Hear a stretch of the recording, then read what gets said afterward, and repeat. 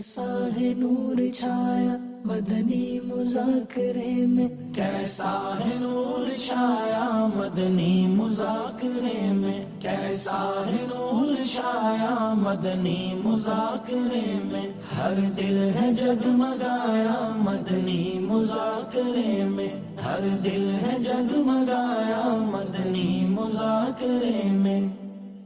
میرا نام محمد ابراہیم ہے، میں پنجاب سے آیا ہوں۔ کمبٹک میں تشریف وٹھی آیا ہوں 63 ڈींहंनि जे कोर्स में। حیدرآباد سے حاضر ہوں۔ پوری بس آئی الحمدللہ، وہ ایک دن گزار کے چلے گئے، لیکن الحمدللہ اللہ تعالیٰ نے مجھے سعادت بخشی کہ میں یہاں 3 دن گزار کے الحمدللہ۔ الحمدللہ ہم ڈسٹرکٹ دادو تحصیل دادو سے ماشاءاللہ تقریباً 65 سے زیادہ اسلامی بھائیوں کو اپنے ساتھ لے کر آئے ہیں، اور ماشاءاللہ اس میں تقریباً جو ہمارے ساتھ اسلامی بھائی ہیں وہ زیادہ تر نوجوان ہیں جو کالج اور یونیورسٹیز کے شاگرد ہیں۔ الحمدللہ انہوں نے مدنی مذاکرے میں شرکت کرنے کے بعد یہ تاثر دیے ہیں کہ الحمدللہ ہمیں زیادہ علمی نالج ملی ہے۔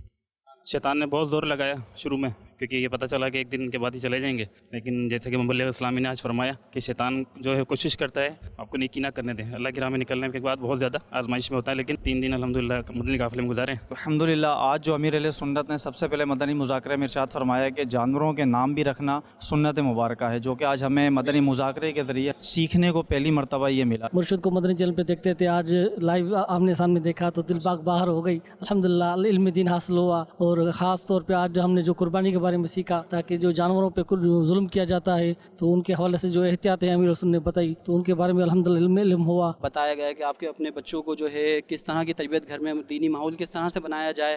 اگر آپ انٹرنیٹ کی سہولت دے رہے ہیں تو ان کو انٹرنیٹ کی سہولت کے ساتھ ساتھ ان کو کیا کیا سہولت ان کو بتائی جائے کہ آیا وہ دوسری طرف نہیں جائے، اور جو ہے مدنی چینل مدنی ماحول میں کس طرح سے رہیں۔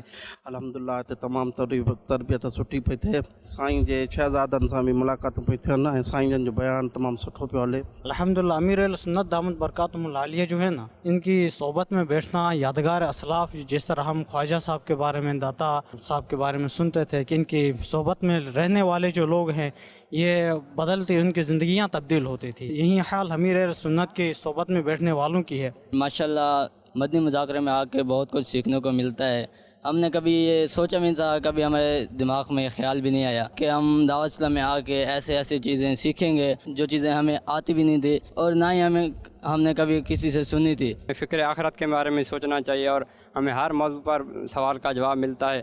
اور امیر علیہ سنت جو مدنی مذاکرے میں گفتگو کرتے ہیں حج کے بارے میں، مدینے کے بارے میں، یقیناً کہ ہر جگہ ایسی گفتگو نہیں ہوتی۔ ہمارا دل کرتا ہے کہ یعنی ہر وقت ہم ادھر بابا جان کا بیان سنتے رہیں اور ادھر بیٹھ رہے ہیں۔ ماشاءاللہ بابا جان بہت کچھ ادھر بتاتے ہیں سنتوں کے بارے میں۔ امیر علیہ سنت الحمدللہ اس عمر میں بھی جو ہے امت کی خیر خواہی فرما رہے ہیں، تو ہمیں کوشش کرنی چاہیے کہ ہر ہفتہ وار مدنی مذاکرے میں کوشش کر اول تاخر شرکت فرمائیں، انشاءاللہ تعالی علم دین کا خزانہ ہاتھ آئے گا۔ انشاءاللہ ہم مدنی مذاکرے سے جڑ کر رہیں گے اور آگے بھی شیئر کریں گے۔ میں دوسروں کو بھی دعوت دوں گا جو اسلام بھائی یہاں نہیں آتے ان کو بھی آنا چاہیے، یہاں آئیں گے جو یہاں پہ وقت گزرے گا الحمدللہ وہ آپ کو فائدہ مند ہوگا۔ الحمدللہ رب العالمین، والصلاة والسلام علی خاتم النبیین، اما بعد، فاعوذ باللہ من الشیطان الرجیم، بسم اللہ الرحمن الرحیم، الصلاة والسلام علیک یا رسول اللہ وعلی آلک واصحابک یا حبیب اللہ، الصلاة والسلام علیک یا نبی اللہ وعلی آلک واصحابک یا نور اللہ۔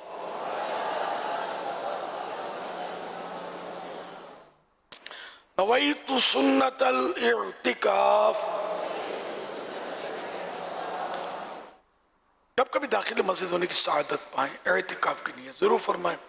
نیت دل کے ارادے، وہ کہتے ہیں دل میں نیت کر لیجئے، میں نے سنت اعتکاف کی نیت کی، آپ معتکف ہو گئے۔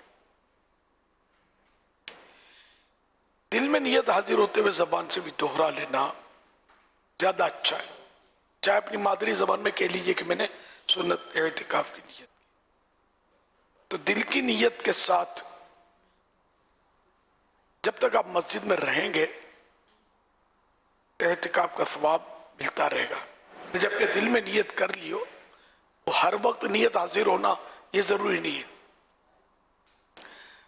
پھر جب مسجد سے خارج ہوں گے نکلیں گے تو یہ نفل اعتکاف ختم ہو جائے گا.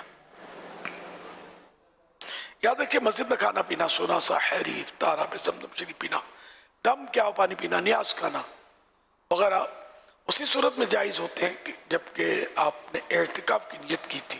اعتکاف کی نیت نہیں کی تھی, افطار کا وقت ہو گیا, افطار نہیں کر سکیں گے. ہاں اعتکاف کی نیت کر لیجئے, اب افطار بھی کر لیجئے. تاہم مناسب یہ کہ جب کھانے پینے کے موقع پر ہی اعتکاف کی نیت کرنی ہے تو پھر اللہ کی رضا کے لیے, ثواب کے لیے اعتکاف کی نیت کر کے کچھ ذکر و درود کر لیں, چاہے تو 12 بار درود شریف پڑھ لیں. اب بھلے آپ افطار وغیرہ کریں مسجد کے اندر.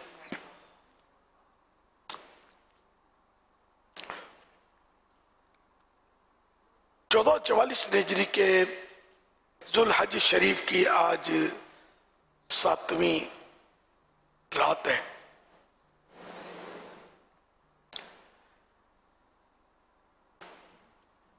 مکتبۃ المدینہ کے رسالے ضیاء درود السلام پیج نمبر 3 سے فرمان آخری نبی صلی اللہ علیہ وسلم نمبر 7, جس نے مجھ پر ایک بار درود پاک پڑھا, اللہ پاک اس پر 10 رحمتیں نازل فرماتا, 10 گناہ مٹاتا اور 10 درجے بلند فرماتا ہے. صلو علی الحبیب صلی اللہ علی محمد. آج ہمارے 7ویں شب ہے, جبکہ مکہ شریف میں, مدینہ پاک میں آج 8ویں رات ہے, اور لاکھوں خوش نصیب حجاج مینا شریف پہنچ بھی چکے ہوں گے, اور خوش نصیبوں کا جانے کا سلسلہ جاری ہوگا. کل یہ حجاج کل کے لیے, ان کے لیے 8ویں ذوالحج شریف کی ظہر سے لے کر 9ویں کی فجر تک یہ 5 نمازیں مینا شریف میں ادا کرنا سنت ہے. اس سنت کی ادائی کے لیے ایک پورا مینا شریف میں عارضی طور پر روشنیوں کا شہر بن جاتا ہے. اس سارے سال میں یہ 5 دن ہوتے ہیں حج کے, تو ان دنوں میں مینا شریف کی بھی پہاڑ و میدان ہے, وہاں زیادہ تر پہاڑ ہیں وہاں, تو یہ سب جو ہے یہ آباد ہو جاتے ہیں. افسوس ہم یہی رہ گئے. ہاں, صلو علی الحبیب صلی اللہ علی محمد. پیارے بچوں اور کڈس مدنی چینل کے ناظرین, ایک مرتبہ حضرت ابراہیم علیہ السلام اللہ پاک کے حکم پر عمل کرتے ہوئے اپنی زوجہ حضرت ہاجرہ رضی اللہ عنہا اور اپنے بیٹے حضرت اسماعیل علیہ السلام کو ساتھ لے کر اس زمین کی طرف سفر فرمانے لگے جہاں پہاڑوں کے سوا کچھ بھی نہ تھا, یہاں تک کہ کھانا پانی بھی نہیں تھا. جہاں آج کعبہ شریف ہے وہاں اس وقت دور دور تک نہ کوئی آبادی تھی, نہ دور دور تک پانی یا آدمی کا کوئی نام و نشان تھا. حضرت ابراہیم علیہ السلام وہاں کچھ کھجورے اور پانی کا ایک تھیلا رکھ کر جانے لگے. حضرت ہاجرہ رضی اللہ عنہا نے فریاد کی کہ اے اللہ پاک کے نبی, اس ویران جگہ میں آپ ہمیں اکیلا چھوڑ کر کہاں جا رہے ہیں؟ حضرت ہاجرہ نے حضرت ابراہیم علیہ السلام کو کئی بار پکارا مگر آپ کی طرف سے کوئی جواب نہ ملا. آخر میں حضرت ہاجرہ رضی اللہ عنہا نے سوال کیا کہ آپ اتنا فرما دیجئے کہ آپ ہمیں اپنی مرضی سے یہاں چھوڑ کر جا رہے ہیں یا اللہ پاک کے حکم سے؟ تو حضرت ابراہیم علیہ السلام نے فرمایا, اے ہاجرہ, میں نے جو کچھ کیا ہے وہ اللہ پاک کے حکم سے کیا ہے. یہ سن کر حضرت ہاجرہ رضی اللہ تعالی عنہا نے کہا کہ اب آپ جائیے, مجھے پورا یقین ہے کہ اللہ پاک مجھ کو اور میرے بچے کو ضائع نہیں فرمائے گا. حضرت ابراہیم علیہ السلام کے جانے کے کچھ دن بعد کھجوریں ختم ہو گئیں اور پانی بھی ختم ہو گیا. حضرت اسماعیل علیہ السلام کو پیاس لگی تو حضرت ہاجرہ رضی اللہ عنہا پانی تلاش کرنے کے لیے ایک پہاڑ پر چڑھی اور وہاں پانی نہ پایا تو نیچے دوسرے پہاڑ پر تشریف لائی, پر وہاں بھی پانی نہ پایا. آپ رضی اللہ عنہا نے ان 2 پہاڑیوں کے درمیان پانی کی تلاش کے لیے چکر لگانا شروع کر دیے, یہاں تک کہ 7 چکر ہو گئے. پھر 7ویں چکر کے بعد واپس آئی تو دیکھا کہ اسماعیل علیہ السلام زمین پر جہاں لیٹے ہیں اسی جگہ پیاس کی وجہ سے اپنی پیاری ایڑیاں رگڑ رہے ہیں، اور وہیں سے اللہ پاک نے ایک چشمہ جاری فرما دیا جو آج بھی کنویں کی صورت میں موجود ہے، جسے زمزم کے نام سے جانا جاتا ہے، جبکہ وہ دونوں پہاڑیاں صفا و مروہ کے نام سے فیمس ہیں۔ ایک ماں کا اپنے بیٹے کے لیے اس طرح دوڑنا اللہ پاک کو ایسا پسند آیا کہ رہتی دنیا تک اسے مسلمانوں کی بڑی عبادت یعنی حج و عمرہ کا حصہ بنا دیا، اس جگہ کو دعا قبول ہونے کا مقام بنا دیا۔ پیارے امیر اہل سنت، یہ بتائیے گے بی بی حاجرہ رضی اللہ عنہا اور حضرت اسماعیل علیہ السلام وہی رہے یا پھر بعد میں حضرت ابراہیم علیہ السلام آ کر انہیں لے گئے تھے؟ حضرت اسماعیل علیہ السلام کی مبارک ایڑیوں کی رگڑ سے چشمہ جاری ہوا پانی کا، پانی پھیلنے لگا تو بی بی حاجرہ رضی اللہ عنہا نے مٹی کے ایک مطلب روک باؤنڈری یا جو بھی کہہ لیں بنائی تاکہ پانی آگے نہ نکلے، اور پھر آپ نے پانی سے فرمایا زمزم۔ یہ عبرانی زبان میں زمزم کے معنی رک رک، ٹھہر ٹھہر، یا انگلش میں اسٹاپ، تو الحمدللہ وہ پانی وہاں رک گیا، اور اس پانی میں اللہ نے اتنی برکت دی کہ آج تک ہم اس سے برکتیں لے رہے ہیں۔ اچھا، پھر وہاں کب تک رہے یا وہیں آباد ہوئے؟ جی، یعنی ابراہیم علیہ السلام تشریف لائے تھے ملنے کے لیے، لیکن یہ کہ آباد وہیں ہوئے، اسی لیے ان کی قبریں بھی وہیں حتیم کے اندر موجود ہیں۔ حضرت ابراہیم علیہ السلام جب واپس تشریف لائے بی بی حاجرہ رضی اللہ عنہا اور اپنے لخت جگر کے پاس اسماعیل علیہ السلام کے پاس، پھر وہیں آپ نے رہائش اختیار کر لی؟ رہائش کا تو غالباً نہیں ہے، واپس تشریف لے گئے تھے کیونکہ اب بی بی سارہ رضی اللہ تعالیٰ عنہ کے ساتھ رہتے تھے۔ اسماعیل علیہ السلام اور حجرہ رضی اللہ تعالیٰ عنہ وہیں پہ رہی ہیں۔ اچھا، خود تشریف لے گئے تھے، پھر کعبہ شریف کی تعمیر؟ ہاں، آئے گئے ضرور ہیں، لیکن ابراہیم علیہ السلام ملک شام میں تھے، پھر وہ اسی لیے ان کی قبر مبارک ادھر ہی ہے، فلسطین میں، یعنی جو پہلے فلسطین، اب فلسطین اور پہلے ملک شام کا حصہ تھا۔ جی اچھا اچھا، واللہ تعالی اعلم ورسولہ اعلم عز وجل وصلی اللہ تعالی علیہ وآلہ وسلم۔ صلو علی الحبیب صلی اللہ تعالی علی محمد صلی اللہ علیہ وسلم۔ امیر اہل سنت، آپ نے بڑے پردرد لہجے میں فرمایا کہ ہم یہیں رہ گئے۔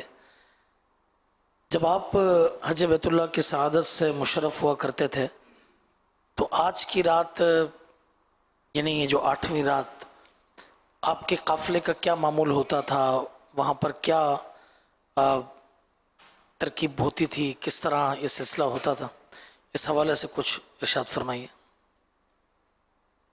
ہم مطلب یوں تو رات میں بھی نکلے ہیں مینا کی طرف، پیدل بھی گئے ہیں قافلہ لے کر مینا شریف رات تاخیر سے، اور ویسے چونکہ وہاں ظہر پڑھنی ہوتی ہے، سنت جو ہے وہ ظہر ہے، اس لیے پھر یہ کہ ہم صبح دن کو دیر سے بھی گئے کہ ظہر جو ہے مینا شریف میں مل جائے، تو یعنی کہ مختلف صورتیں رہی ہیں۔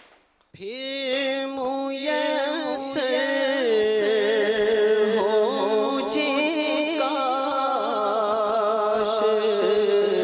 وہ کوفے عرفات، پھر میسر ہو مجھے کاش وہ کوفے عرفات، جلووں میں مصطفی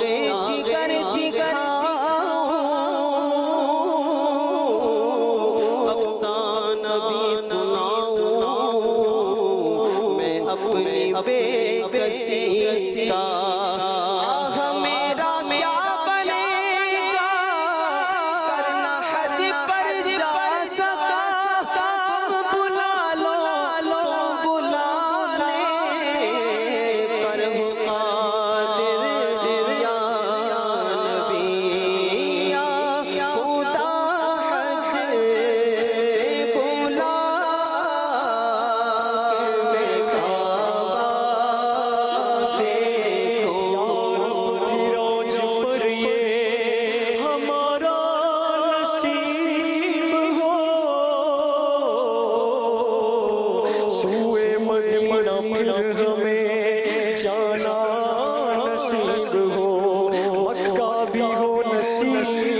مدینہ نصیب ہو دشت عرب نصیب ہو صحرا نصیب ہو حج کا سفر پھرے مولا نصیب ہو عرفات کا مینا کا نظارہ نصیب ہو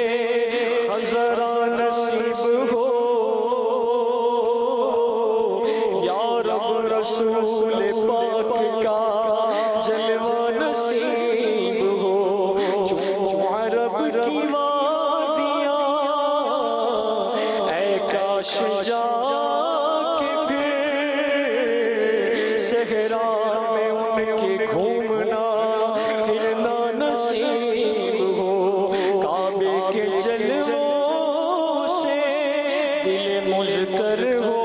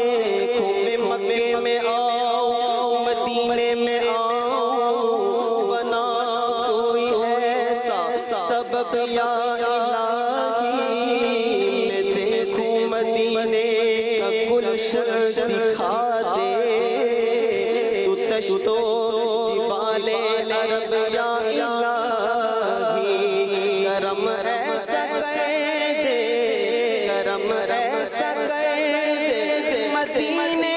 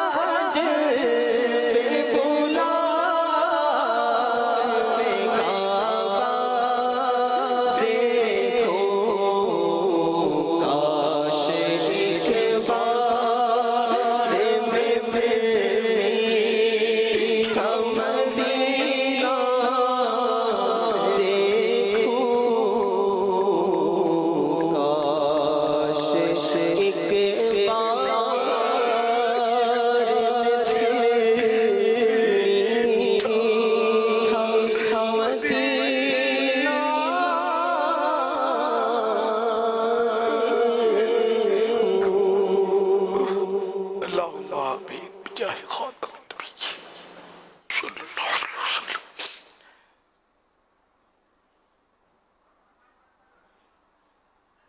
لبیک لبیک لبیک لا شریک لک لبیک. اللہ پاک کے گھر کی زیارت کرنا یہ عین سعادت ہے کہ یہ خوش نصیب اپنا روپیہ جمع کرتے ہیں. اس لیے جمع کرتے ہیں کہ ہم اللہ پاک کے گھر کا دیدار کریں گے، اور پھر ان کی خوشیوں کی معراج ہوتی ہے کہ جب انہیں یہ مجدہ جاں فضا سنایا جاتا ہے کہ آپ کے عمرے کے اسباب بن چکے ہیں، آپ کے حج کے اسباب بن چکے ہیں، ان کا ویزا لگ چکا ہے. خوشی سے جھومتے ہوئے مچلتے ہوئے اللہ پاک کے گھر کی زیارت کا شوق اپنے دل میں پیدا کیے ہوئے یہ عاشقان رسول جب وہاں پر پہنچتے ہیں، کعبۃ اللہ پر نگاہیں جاتی ہیں، کیفیت، سرور، ذوق شوق میں ایک عجیب سا سلسلہ ہوتا ہے، ذوق بڑھتا ہے، اللہ پاک کی محبت بڑھتی ہے. اللہ پاک سے دعا ہے اللہ پاک ہمیں بار بار اپنے پیارے پیارے گھر کعبۃ اللہ کی زیارت نصیب فرمائے. سیدی امیر اہل سنت کی بارگاہ میں عرض ہے کہ جب طواف کیا جاتا ہے تو کچھ لوگ یہ کہتے ہیں کہ طواف کے دوران آپ نے سیدھا دیکھنا ہے، کعبہ شریف کی طرف نہیں دیکھنا، کعبہ کی طرف دیکھیں گے تو مسائل ہو جائیں گے. سیدی امیر اہل سنت کی بارگاہ میں عرض ہے کہ کیا جب طواف کیا جا رہا ہو تو طواف کے دوران کعبہ شریف کی طرف نہیں دیکھ سکتے، اور اگر کوئی دیکھے تو کیا اس کا طواف نہیں ہوگا؟ برائے کرم اس حوالے سے ہماری رہنمائی فرما دیجیے. اللہ پاک ہم سب کو طواف خانہ کعبہ کا شرف بخشے. پریشان نظری جو ہے نا، ادھر ادھر دیکھنا، یہ منع ہوتا ہے، طواف میں بھی منع ہے. البتہ اب کعبہ شریف کی طرف نظر پڑ گئی یا دیکھ لیا اس سے یہ تو ہرگز نہیں ہے کہ طواف نہیں ہوگا، بلکہ پریشان نظری بھی کہ ادھر ادھر دیکھا تب بھی یہ نہیں کہ طواف ہی نہیں ہوگا. یہ کعبے کی طرف دیکھ لیا نظر اٹھا کر کسی نے، اس کو پریشان نظری بھی نہیں کہیں گے. البتہ یہ کہ دیکھنے کی یعنی کہ طواف کعبہ میں کعبہ شریف پر دیکھنے کی ترکیب شامل نہیں ہے کہ کعبے کی طرف دیکھ کر طواف کریں. طواف نارمل انداز میں 3 پھیرے تو رمل کرنا ہے جو عمرے میں وہ احرام میں، اور جس کے بعد وہ کرنا ہے اپنے صحیح، یا احرام نہیں بھی ہے طواف و زیارہ تو اس کی صحیح باقی ہے تو اب وہ صرف رمل کرے گا، اور بعد میں 3 پھیروں میں بعد میں یہ صحیح کرے گا. تو بہرحال 7 پھیروں میں اجتماع ہوتا ہے اور 3 پھیروں میں رمل ہوتا ہے جو احرام کے ساتھ عمرے یا حج کا طواف کرتا ہے، طواف قدوم کرتا ہے. طواف قدوم کے ساتھ جو صحیح کی جاتی ہے وہ حج کی صحیح ہوتی ہے، ایک تو عمرے کی صحیح ہوتی ہے تمتع کرنے والے اور قران کرنے والے کی. پھر اگر وہ حج کی صحیح اور رمل سے فارغ ہونا چاہے تو ایک طواف نفل کر لے، یعنی پہلے حج کا احرام باندھے گا پھر اس کے بعد حج کا احرام باندھ کر وہ نفل طواف کر لے اور اب وہ صحیح کر لے.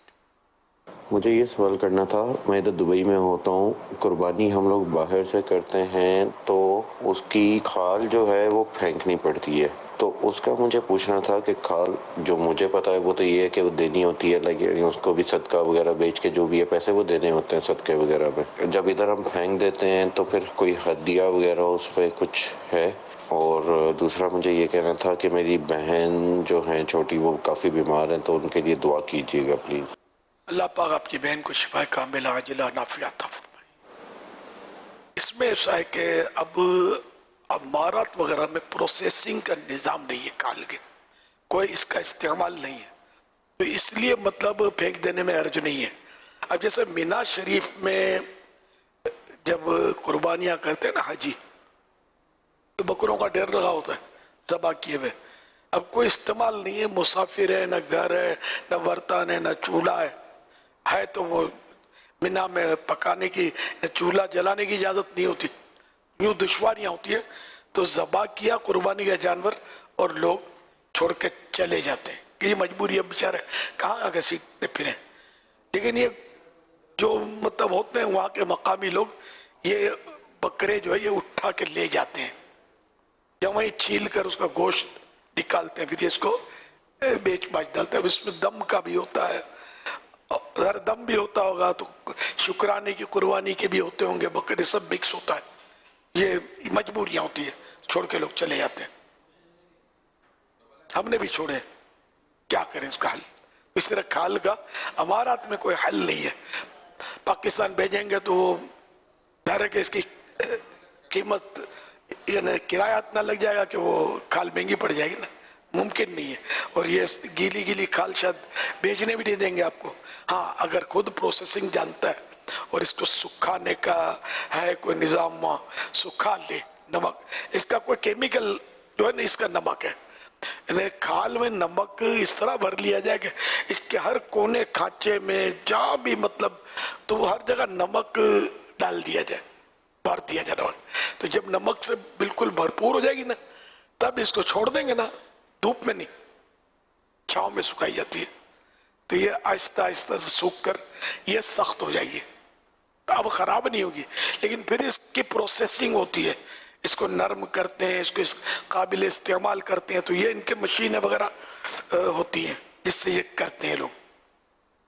बगैर मशीन के भी हो सकते हैं, पहले मशीन कहाँ थे और खाले इस्तेमाल होती थी। तो अगर कोई फन जानता है इसका हुनर तो वो अपने तौर पर अपनी कुर्बानी खाल की यूं बचत कर सकता है कि बचा ले, फिर भले कहीं भी वतन वगैरह में भेज दे कि फिर वो सूखी भी खाल भेजने से कोई मुमानत नहीं होगी। बल्कि खालें तो इम्पोर्ट एक्सपोर्ट ये सूखी भी वहाँ भी आती हैं, बाहर की खालें, और इस्तेमाल होती है कारों में और ये खूबसूरती के लिए लगाते भी हैं। अभी जिस तरह का मौसम चल रहा है या जिस तरह की इत्तलात मिलती हैं बारिशों के ताल्लुक से भी, तो क्या ये मशवरा दिया जाए जिनके यहाँ कुर्बानी होती है कि वो, क्योंकि खालें फिर सड़क पर रखी हुई होती हैं, तो बारिश हो गई या कोई और भी इस तरह का, तो वो जैसे जानवर कट गया, खाल फारिग हुई, तो खाल को एक इतनी सी जहमत कर ले, खाल को उठाकर किसी बास्केट या किसी साइड में रख दें या किसी साए में रख दें ताकि बारिश या धूप से खाल जो है ना वो ज़ाया ना हो जाए। इंशाल्लाह दावत इस्लामी वाले आकर उठा लेंगे, वरना आप दावत इस्लामी वालों को फ़ोन करके बुला लेंगे तो वो भी अल्लाह ने चाह तो ले जाएंगे। मगर खाल की हिफाजत की थोड़ी सी अपनी जिम्मेदारी भी कबूल फरमा लें। बारिश अगर होती है ना खाल पर तो इसका खून जो आलूदगी है ना वो शायद कुछ कम हो जाएगी, धुल धुला कर ऐसी जगह, लेकिन खाल का वजन बहुत बढ़ जाएगा। आजमाइश होगी उठाकर ले जाने में, फिर वो टोकरी से वो निकलता रहेगा। तो यूं साइड पे रख देना यही मुनासिब है। और धूप तो वाकई उसके लिए नुकसानदेह खाल के लिए, हिफाजत से रखनी चाहिए। ऐसी जगह भी ना रखेंगे बिल्ली कुत्ते इसको इस्तेमाल करें, बंदे इस्तेमाल करें, यही मतलब मुनासिब है।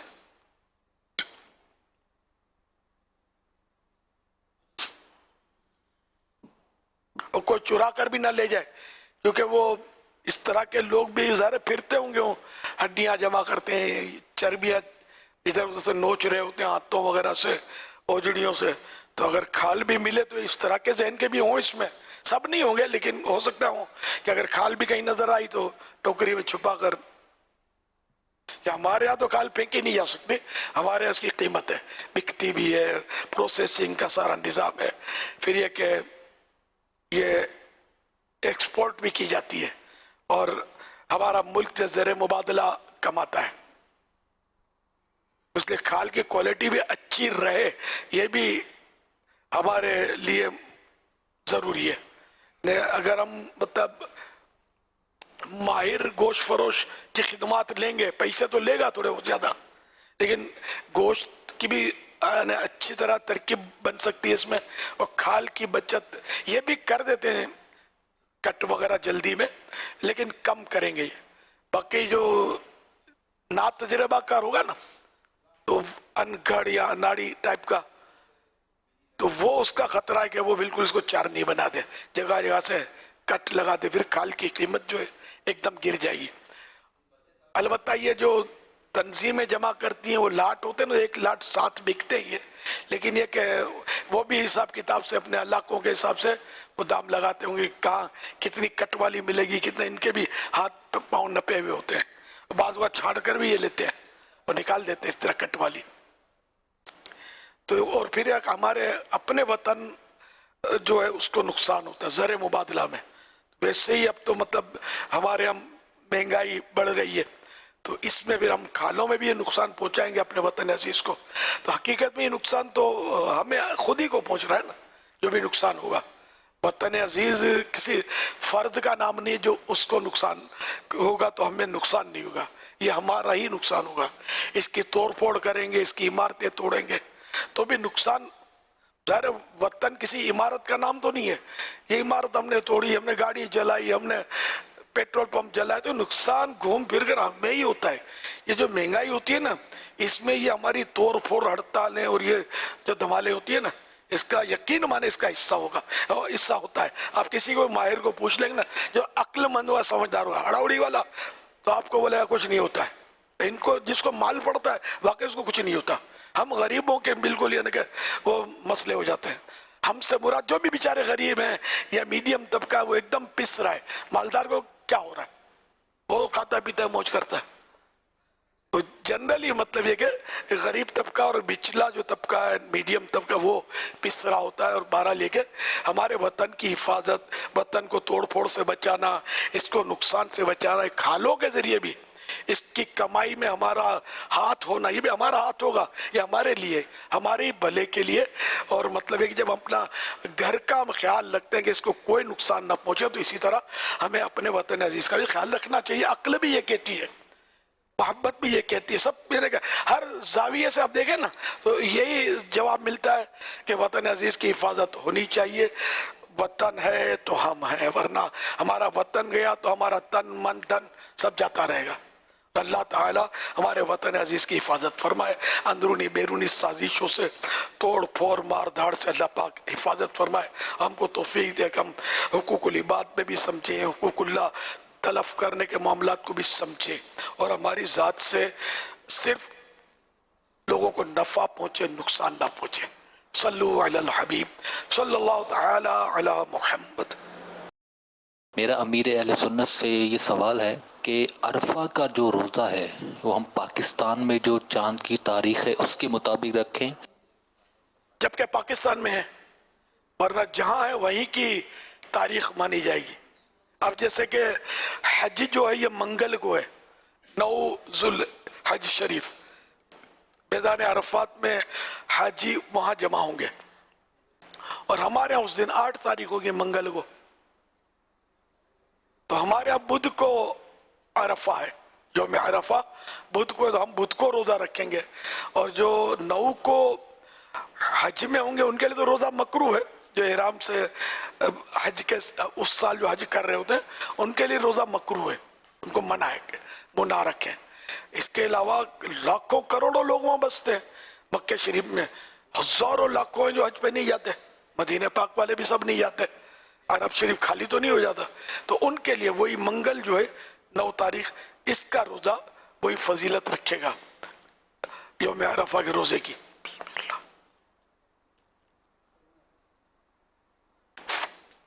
इसी तरह जो हाजियों की खिदमत करते हैं और खुद हज नहीं करते, इससे भी हज़ारों अफराद होते हैं। ये पुलिस शुरते वगैरह थोड़ी एहराम बांधते हैं, इनको इजाज़त भी नहीं होती ना, इनको तो ये सारा इंतज़ाम संभालना होता है। ये सारे वो हज में लग जाएंगे तो फिर इंतज़ाम कौन संभालेगा, ये भी है ना। तो ये लोग भी रख सकते हैं रोज़ा, कि जो मैदान अरफात में उस वक्त हज में है ना रोज़ा, उसको मना है। बाकी जो मैदान अरफात में है और हज नहीं कर रहा, तो उसके लिए रोज़े की वही फजीलत है कि 1 साल कब्ल और 1 साल बाद, यानी 1 साल पहले के और 1 साल बाद के गुनाहों की मुआफ़ी उनको मिलेगी, छोटे गुनाहों की, सगीरा गुनाहों की। या रब मेरे दिल में है तमन्ना है मदीना, इन आँखों से दिखला मुझे सहरा मदीना। यासीन वल कुरआन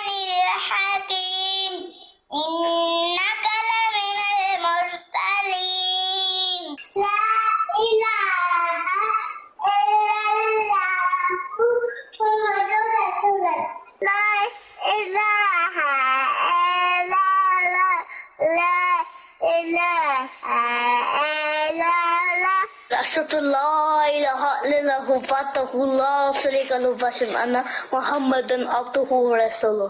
فجر ظهر اثر میں عشاء کو یاد رکھنا ہے، لا تو دن میں 5 وقت ہمیں نماز پڑھنا ہے. ان الحمد والنعمت لک ملک لا شریک لک. شکریہ تارک میرے مرشد سے عطا، میرے مرشد ہے عطا، میرے مرشد ہے عطا. ہر صحابی نبی جنتی، سب صحابیات بھی جنتی. ہر صحابی نبی جنتی جنتی، سب صحابیات بھی جنتی جنتی. فاطمہ العلی جنتی جنتی. ہر زوجہ نبی جنتی جنتی، عشرہ مبشرہ جنتی جنتی. محمد مصطفیٰ احمد مجتبیٰ آمینہ کا لاڈلا. باپا بکری کو پیار کرنے میں کتنا ثواب ملتا ہے. ماشاء اللہ، پیارے پیارے بچوں اور بچیوں کے پیارے پیارے مناظر، ان کی پیاری پیاری ادائیں. مرحبا. اللہ پاک، یا اللہ پاک ان سب کو اپنے ماں باپ، دادا دادی، نانا نانی، خاندان کے ساتھ حج نصیب فرما، میٹھا مدینہ دکھا، اور بار بار یہ سعادت نصیب فرما.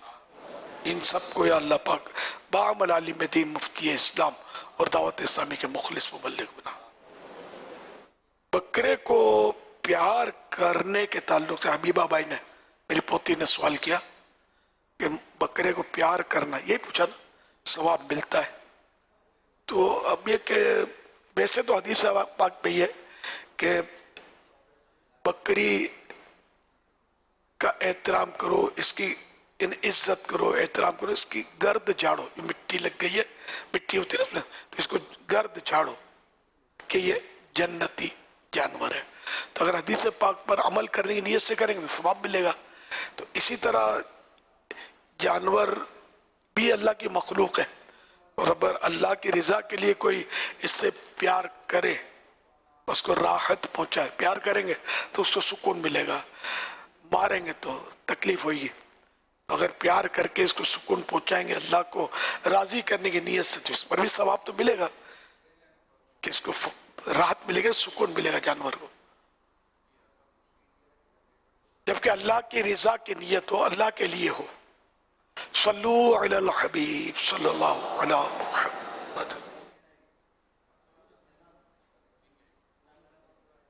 میرا نام محمد حمزہ اتاری ہے. میں کلفٹن کراچی سے عرض کر رہا ہوں کہ بارگاہ میں میرا یہ سوال ہے کہ یکم ذوالحجہ سے لے کر کب تک ناخن اور بال نہ کاٹنا مستحب ہے، عید تک یا قربانی تک؟ جزاک اللہ خیرہ. امیر اہل سنت سے یہ بات معلوم کرنی ہے، اگر کسی شخص کی نیت تھی کہ ذی الحج کا چاند نظر آنے کے بعد قربانی تک ناخن وغیرہ نہیں کاٹے گا، اور ذی الحج کے چاند کے نظر آنے کے بعد یہ گمان ہوا کہ پیروں کے جو ناخن ہے وہ 40 دن سے زیادہ ہو چکے ہیں، تو اب کیا کرے؟ اسی طرح بعض لوگ ناخن تو کاٹ لیتے ہیں، مگر جو ناخن کے اطراف میں جو چمڑی وغیرہ یا ہلکی ہلکی چیزیں ابھرتی ہیں تو اس کو بے خیالی میں دانتوں سے کھینچ لیا، تو اس کا کیا حکم ہوگا؟ چاند جن کو قربانی کرنی ہے ان کے لیے مستحب ہے کہ ذوالحج شریف کا چاند نظر آنے سے لے کر اپنی قربانی ہونے تک بال، ناخن یا کھال وغیرہ کہیں سے نہ جدا کرے، بال نہ کاٹے، ناخن نہ کاٹے وغیرہ. اب اگر 40 دن گزر چکے ہیں، بعد میں پتا چلا جیسا کہہ رہے ہیں، تو خود 40 دن گزار دینا پورے، 40 دن سے پہلے پہلے کاٹنا ہے. غالباً 41 مانا وہاں 40 دن سے زیادہ گزر چکا اگر وقت، وہ قصدن ایسا ہوا ہے تو توبہ بھی کرنی ہوگی. اور اب مستحب نہ رہا نا، اب تو کاٹنا ضروری ہو گیا، تو بالکل ناخن کاٹ دیں. اور اگر یہ کھالے وغیرہ نوچیں تو کھال بھی جدا کرنا منع ہے نا مستحب اگر کسی نے کھال جدا کر لی ناخن کاٹ لیے یا بال کہیں سے کاٹ لیے ویسے ہی کاٹ لیے بھلے قربانی کرنی ہے اس کو تب بھی گناہ نہیں ہے اس کو اور مستحب کا جو ثواب ملنا تھا اس سے محروم رہے گا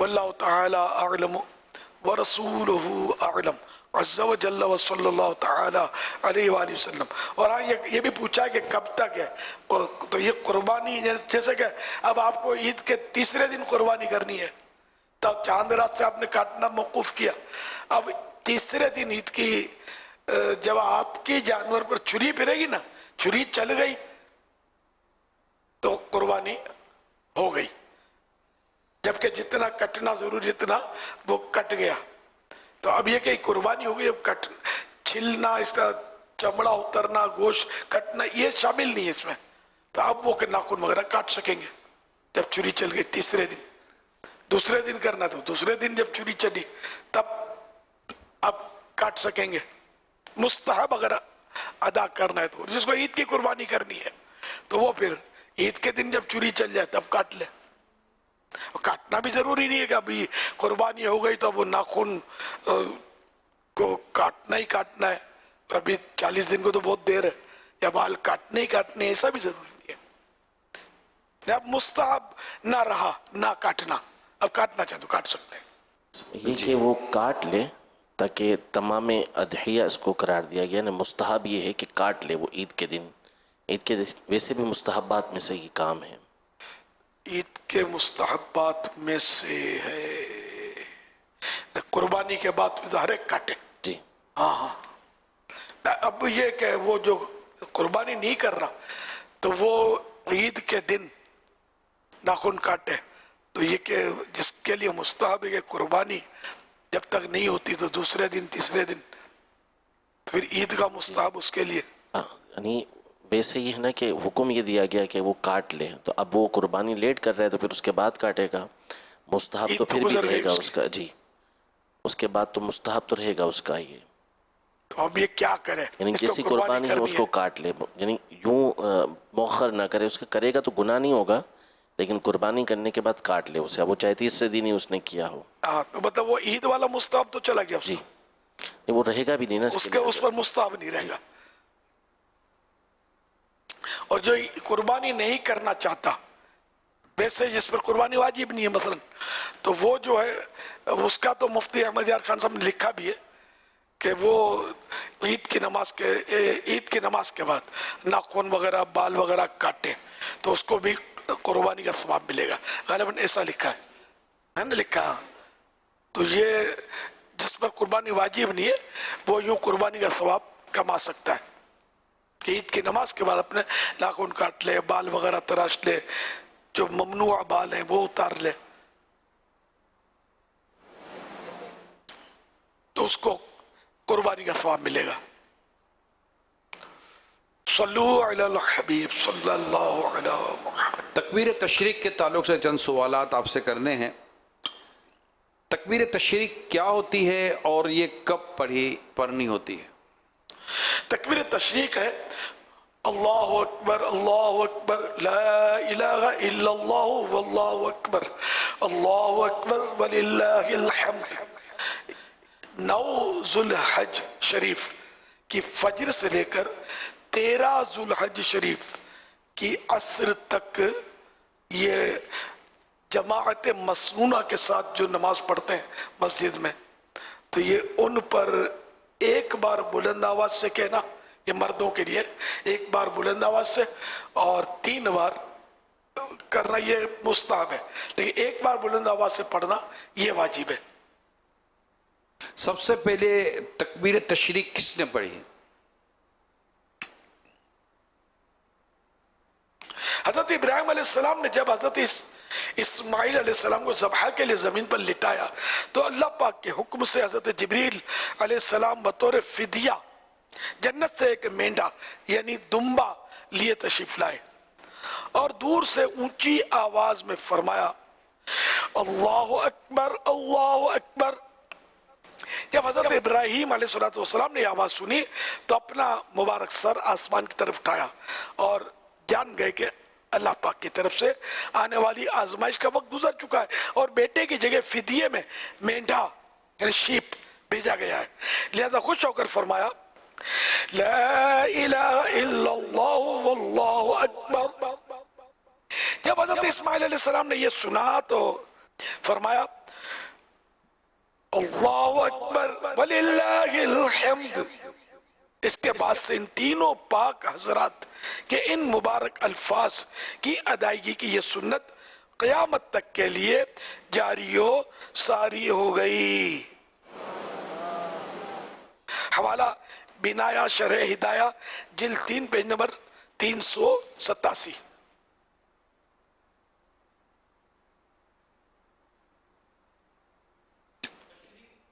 तशरीक के माना भी इरशाद फरमा दीजिए। हजरत मुफ्ती अहमद यार खान नईमी रहमतुल्लाह अलैह फरमाते हैं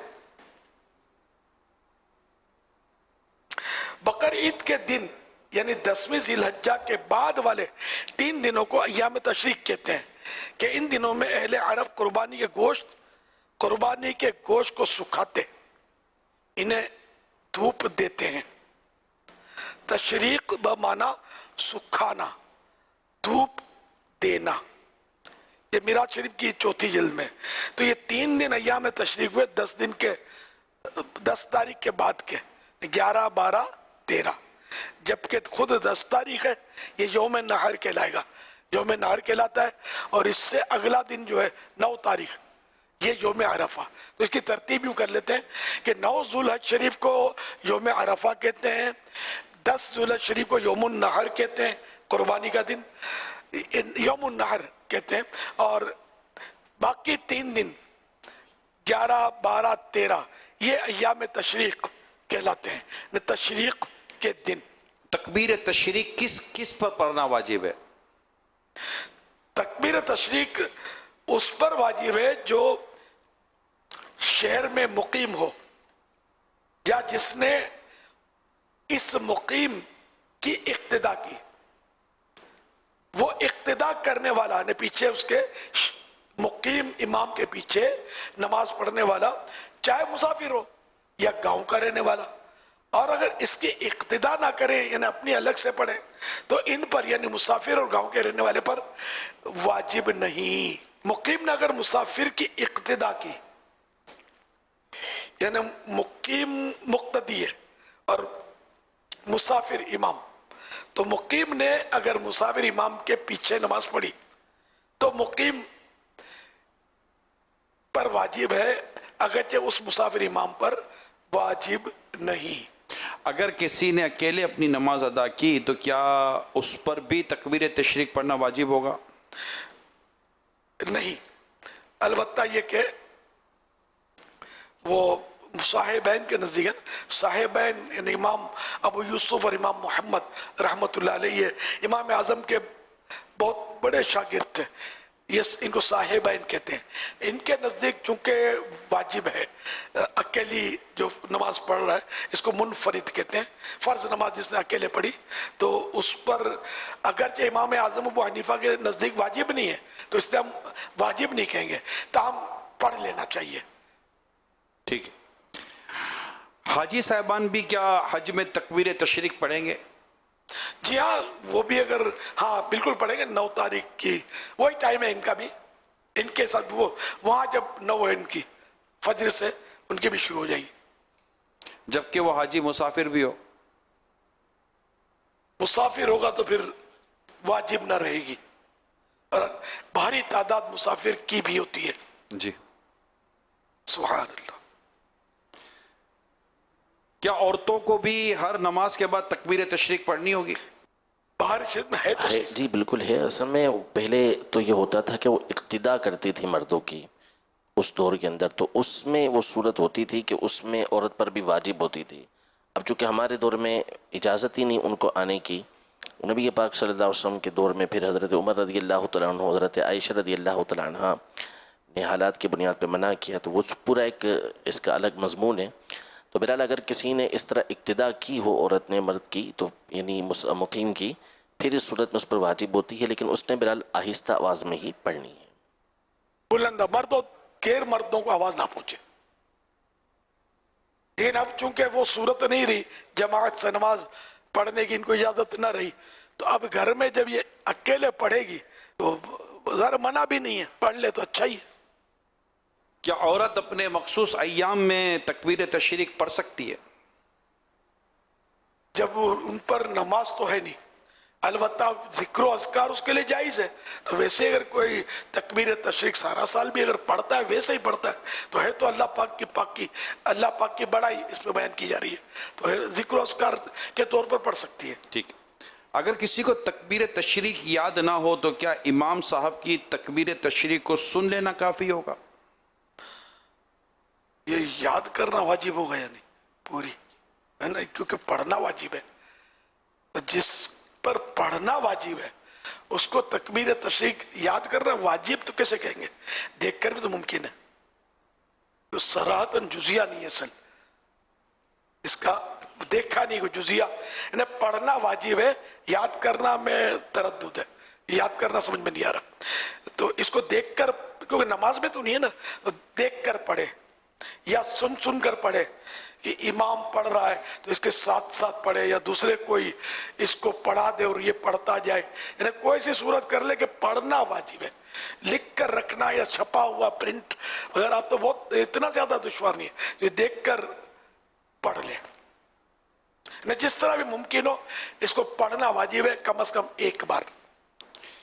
حضور ایک سوال اور اس طرح کا ذہن میں آ رہا ہے کہ امام صاحب بھی مقیم ہیں اور مقتدی بھی مقیم ہے، مسافر دونوں میں سے کوئی نہیں، مگر جو مقتدی ہے وہ مسبوق ہے، یعنی اس کی 1 یا 2 رکعتیں چلی گئی یا چند رکعتیں چلی گئیں، اب امام صاحب نے تو سلام پھیرا اور انہوں نے اور دیگر مقتدیوں نے تکبیر تشریق پڑھی، اب جو مقتدی تھا جس نے ابھی بقیہ نماز پوری کرنی تھی، اگر وہ نماز پوری کرنے کے بعد کیا وہ تکبیر تشریق بھی پڑھے گا؟ پوری جماعت اس کو نہیں ملی تھی، جی ہاں، اب اپنی جب یہ ختم کرے گا جی ہاں، تب یہ پڑھے، اس پر واجب ہے یہ پڑھے، اور ایک بار بلند آواز سے پڑھنا ہے، اتنی بلند آواز نہ کرے کہ جس سے نمازی اگر مسبوقین ہیں یا اور کوئی بھی کسی کو ایذا نہ ہو، اور ویسے بھی نماز کے بعد جو واجب ہے تو اس کا مطلب یہ نہیں گلا پھاڑ کے پڑھے، نہ اپنے کو ایذا ہو نہ کسی کو ایذا ہو، بے تحاشا آواز بلند کرنا تو واجب نہیں ہے نا۔ اچھا، اب اس کی تکبیر تشریق وہ بھول گیا، مسبوق نماز اس نے پوری پڑھ لی، بقیہ تو سنت وغیرہ پڑھ رہے ہیں، اب وہ بھول گیا تو کیا اس کا ترک واجب ہے؟ اور اگر ترک واجب ہے تو اب اس کے لیے کیا توبہ واجب ہو جائے گی اس پر؟ تکبیر تشریق سلام پھیرنے کے بعد فوراً واجب ہے، یعنی جب تک کوئی ایسا فعل نہ کیا ہو کہ اس نماز پر بنا نہ کر سکے، نہ دوسری نماز اس پر نہ پڑھ سکے۔ اگر مسجد سے باہر ہو گیا یا جان بوجھ کر وضو توڑ دیا یا کلام کیا، بات چیت کی، اور اگرچہ سہون یعنی بھول کر بھی اگر بات چیت کی تو تکبیر ساقط ہو گئی، یعنی اب رک گئی، اب پڑھنے کا وہ موقع ختم ہو گیا، اور بلا قصد اگر وضو ٹوٹ گیا تو کہہ لے، بلا ارادہ وضو ٹوٹ گیا تو اب یہ کہ تکبیر کہہ لے۔ تو اس کو تھوڑا مزید آسان کر دیں، وضو ٹوٹ گیا تو اب کہہ لے، اور مطلب اب نماز جیسے کہ مکمل کر لی اور اس نے تکبیر تشریق نہیں پڑھی تو کوئی ایسا فعل نہ کر لیا کہ جس پر نماز کی بنا نہ ہو سکے، دوبارہ اس پر دوسری نماز کیا کرو گے یار اس کو آسان؟ اس میں یہ ہے کہ اصل یہ تھا کہ جب وہ بھول گیا تو اب اس کے بعد کوئی ایسا کام اگر اس نے کر لیا کہ اس کی بنیاد پر وہ نماز نہیں پڑھ سکتا، بنا اس پر نہیں کر سکتا، تو اب یہ تکبیر اس سے ساقط ہو گئی، یعنی اب وہ یہ نہیں، یعنی اب وہ واجب اس کا ادا نہ ہوا۔ اور اگر کوئی ایسا کام ہوا ہے کہ جس کی بنیاد پر بنا ہو سکتی ہے، وہ پڑھ سکتا ہے، تو اگر خود جان بوجھ کے وضو نہ توڑا ہو اس نے تو اس وجہ سے اس کو اجازت ہوتی ہے کہ وہ اس کے اوپر نماز کی بنیاد رکھ سکتا ہے، اگرچہ کہ اب یہاں نماز کی بنیاد اس نے نہیں رکھنی، جیسے کسی کا وضو درمیان میں ٹوٹ جاتا اور وہ اٹھ کے جاتا واپس آ کے وضو کر کے اسی پر بنا کر سکتا تھا. اب یہاں جو معاملہ ہے وہ یہ ہے کہ اس کا وضو خود بخود ٹوٹا ہے تو اس کو اجازت تو اس بات کی ہوتی ہے کہ نماز کی بنا کر سکتا ہے, تو اس وجہ سے وہ تکبیر بھی کہہ سکتا ہے. بنا نے بنیاد میں نہ سمجھن, اس کو یوں سمجھا کہ جیسے کہ 2 سنتیں پڑھ رہا ہے اور اس پر نفل کی بنا کر سکتا ہے, اس کے ساتھ نفل بھی شامل کر کے یہ آگے بڑھ سکتا ہے, اس کو کہتے ہیں بنا کرنا. یہی ہے یہاں مراد یہ ہے کہ جیسے مثال کے طور پر سجدہ سہو اس کے اوپر لازم ہو گیا اور اس کو سجدہ سہو کرنا تھا لیکن بھول گیا وہ سجدہ سہو. اب اگر وہ کسی سے بات چیت کر لیتا ہے, کسی سے جو ہے وہ گفتگو کر لیتا ہے, یا کچھ کھا پی لیا اس نے, یا جان بوجھ کے وضو توڑ دیا, تو اب وہ سجدہ سہو نہیں کر سکتا, دوبارہ نماز اسے پڑھنا ہوگی. لیکن خود اس کا وضو ٹوٹ گیا, جان بوجھ کے نہیں توڑا, تو اب وہ اسی نماز کی بنیاد پر سجدہ سہو کر سکتا ہے. وضو کر کے نا, جی وضو کر کے, ظاہر ہے. یہ باتوں کا ہوتا سجدہ سہو واجب ہو جاتا, 2 سلام پھیر کر آدمی بیٹھ جائے. حضور اس میں اصل میں ہے پھر یاد آ گیا کہ یار سجدہ سہو تھا, بات چیت نہیں کی تھی. جیسے عام طور پہ بات چیت کا امکان رہتا ہے کوئی سی, تو بات چیت نہیں کی تھی, تو اب یہ کہ دوبارہ فوراً سجدہ کر سکتا ہے سجدہ سہو, یا کوئی کھایا پیا نہیں تھا تو بھی سجدہ سہو کر سکتا ہے. یعنی اگر کسی کے اوپر سجدہ سہو واجب تھا ہاں اور اس کو نماز اس نے پوری پڑھ لی مگر اس کو یاد ہی نہیں رہا کہ مجھ پر سجدہ سہو واجب ہے, اسے سلام پھیر دیا, دونوں طرف سلام پھیر دیا, اب سلام پھیرنے کے بعد یاد آیا وہ سجدہ سہو واجب تھا, تو اب نماز واجب الاعادہ اس کے لیے ہوئی کہ جبکہ سجدہ سہو واجب, لیکن اب اس نے کوئی کلام بھی نہیں کیا, کوئی کھایا نہیں, نہ اس نے جان بوجھ کے وضو توڑا, تو اب اسی وقت وہ سجدہ سہو یعنی دو سجدے کر لے اور پھر التحیات پوری پڑھ لے. جی جی, جو سجدہ سہو کا طریقہ ہے. جی. اب دوبارہ سلام پھرنے کی حاجت نہیں ہے, وہ سجدہ 2 سجدے کر لے اور التحیات درود شریف پڑھ کے جو اپنا ایک قاعدہ ہے پڑھنے کا اس کے مطابق سلام پھیر لے, تو اب نماز سے یہ فارغ ہو گیا. وہ جو بات وہیں دوبارہ آ جائے گی کہ ہمارے جیسے کہ رمضان المبارک میں ہم دیکھتے ہیں نا کہ وہ دعائے قنوت کے بجائے رکوع میں چلے جاتے ہیں, کیونکہ وہ جماعت سے پڑھنے کی چونکہ عادت نہیں ہوتی, نارملی جماعت سے وطر نہیں پڑھے جاتے اور ماہ رمضان میں جماعت سے وطر پڑھے جاتے ہیں, تو اب وہ دعائے قنوت کے طور پر جو ہے نا وہ اللہ اکبر کی دعائے قنوت کی جگہ پر رکوع میں چلے جاتے ہیں. اب یہاں یہ ایک مسئلہ آتا ہے کہ فرض نماز کے بعد عادت ہوتی ہے کوئی نہ کوئی ورد وظیفہ پڑھنے کی, جیسے ابھی ہم وہ دل پر ہاتھ رکھ کر پڑھتے ہیں اور فرض نماز کے فوراً بعد, اب جیسے ہی نماز کا سلام پھیرا اور ہم نے کوئی ذکر اذکار کر لیا, تو اب فوراً اس کے فوراً تکبیر تشریق پڑھنی تھی ہم کو ان دنوں میں, مگر تکبیر تشریق پڑھنے کے بجائے ہم نے کوئی بھی ورد کر لیا, وظیفہ کر لیا, آیت الکرسی پڑھ لی, تو کیا اب تکبیر تشریق کا موقع جاتا رہا؟ بنا باقی ہے نا, سجدہ سہو بھی کر سکتا ہے, یہ الا بذکر اللہ تطمئن القلوب جو آپ پڑھتے ہیں, سب تھوڑی پڑھتے ہیں, بولتے ہیں تو بھی نہیں پڑھتے. اللہ پاک ہمارے دل کی حفاظت فرمائے. یہ کہ مطلب جو میوزک والے میوزک سن کر وہ روح کی غذا شیطانی غذا حاصل کرتے ہیں, ہم ذکر اللہ سے روح کی غذا حاصل کرتے ہیں. الحمدللہ جب سے آپ نے فرمایا 99% تو اس کی عادت رکھی ہے. آپ کی تو ہے ماشاءاللہ الحمدللہ. کبھی کبھی میں بھولتا ہوں, آپ کو دیکھ کر یاد بھی آ جاتا ہے جمعے کی نماز, میری بھی عادت ہے الحمدللہ, لیکن انسان نے کبھی توجہ نہ بھی رہے. یہ بڑا پیارا ورد ہے, یعنی کہ ہر نماز کے بعد سلام پھیرتے ہی دل پر ہاتھ رکھ لیں, سیدھا دل پر ہاتھ رکھ کر الا بذکر اللہ تطمئن القلوب 11 بار پڑھ لیں, 11 ٹائم. اگر دل کی بیماری ہے تو انشاءاللہ وہ دور ہوگی, اور اگر دل کی بیماری نہیں ہے تو قریب نہیں آئے گی انشاءاللہ. اس کا یہ فائدہ. آپ نے یہاں تک فرمایا تھا کہ کوئی گھبراہٹ ہے, کوئی پریشانی ہے دلی طور پر, اللہ نے چاہا تو اس سے بھی حفاظت رہے گی انشاءاللہ. ماشاءاللہ. ثواب کی نیت سے پڑھیں تو اللہ کا ذکر ہے, قرآنی آیت ہے, یہ اس کی عادت مشورہ یہ مطلب نہ پڑھے تو کوئی گناہ تو ہے نہیں, نہ پڑھے تو ثواب ہے, فائدہ ہے. تو اب اگر کسی نے کوئی ایسا ورد کر لیا تو اس کے فوراً اس کو یاد آیا یا تشریق رہ گئی نا تکبیر تشریق, تو اب اس کے فوراً بعد تکبیر تشریق پڑھ لے, واجب نہ چھوٹا, واجب نہ چھوٹا. یعنی وہ صورت نہ پائی گئی کہ جس سے مطلب یعنی کہ وہ بنا نہ ہو سکے, ये बिना में और बुनियाद और फाउंडेशन और ये ज़ाहिर है कि मगर बड़े खूबसूरत और बड़े प्यारे मसाइल डिस्कस हुए हैं। क्या प्यारे आका सल्लल्लाहु तआला अलैहि वसल्लम तकबीर तशरीक पढ़ी है? सुनन बैहक़ी की हदीस मुबारक में मौजूद है कि नबी पाक सल्लल्लाहु अलैहि वसल्लम अरफा की सुबह से अय्याम तशरीक के आखिरी दिन यानी 9 तारीख की सुबह फजर से लेकर जो 13वीं तारीख की असर है उस वक्त तक तकबीर कहा करते थे, तकबीर तशरीक पढ़ा करते थे। क्या हमारे माशाअल्लाह ने तशरीक की तकबीर तशरीक ये सरकार सल्लल्लाहु अलैहि वसल्लम से साबित है। सल्लु अलल हबीब सल्लल्लाहु अलैहि मुहम्मद। जहाज आमदो रफ्त का एक बेहतरीन जरिया, और मैं आज एक जहाज के साथ मौजूद हूँ, और ये जो रस्सी है वो उसी जहाज से बंधी हुई है, और इस जहाज को मैं आज अपने साथ चलाऊंगा। आप सोच रहे होंगे जहाज को रस्सी से चलाऊंगा, इतनी ताकत है? जी बिल्कुल, अभी मैं आपको चला के दिखाता हूँ, क्योंकि मेरी जो मुराद है वो आज सहराई जहाज यानी ऊंट से है।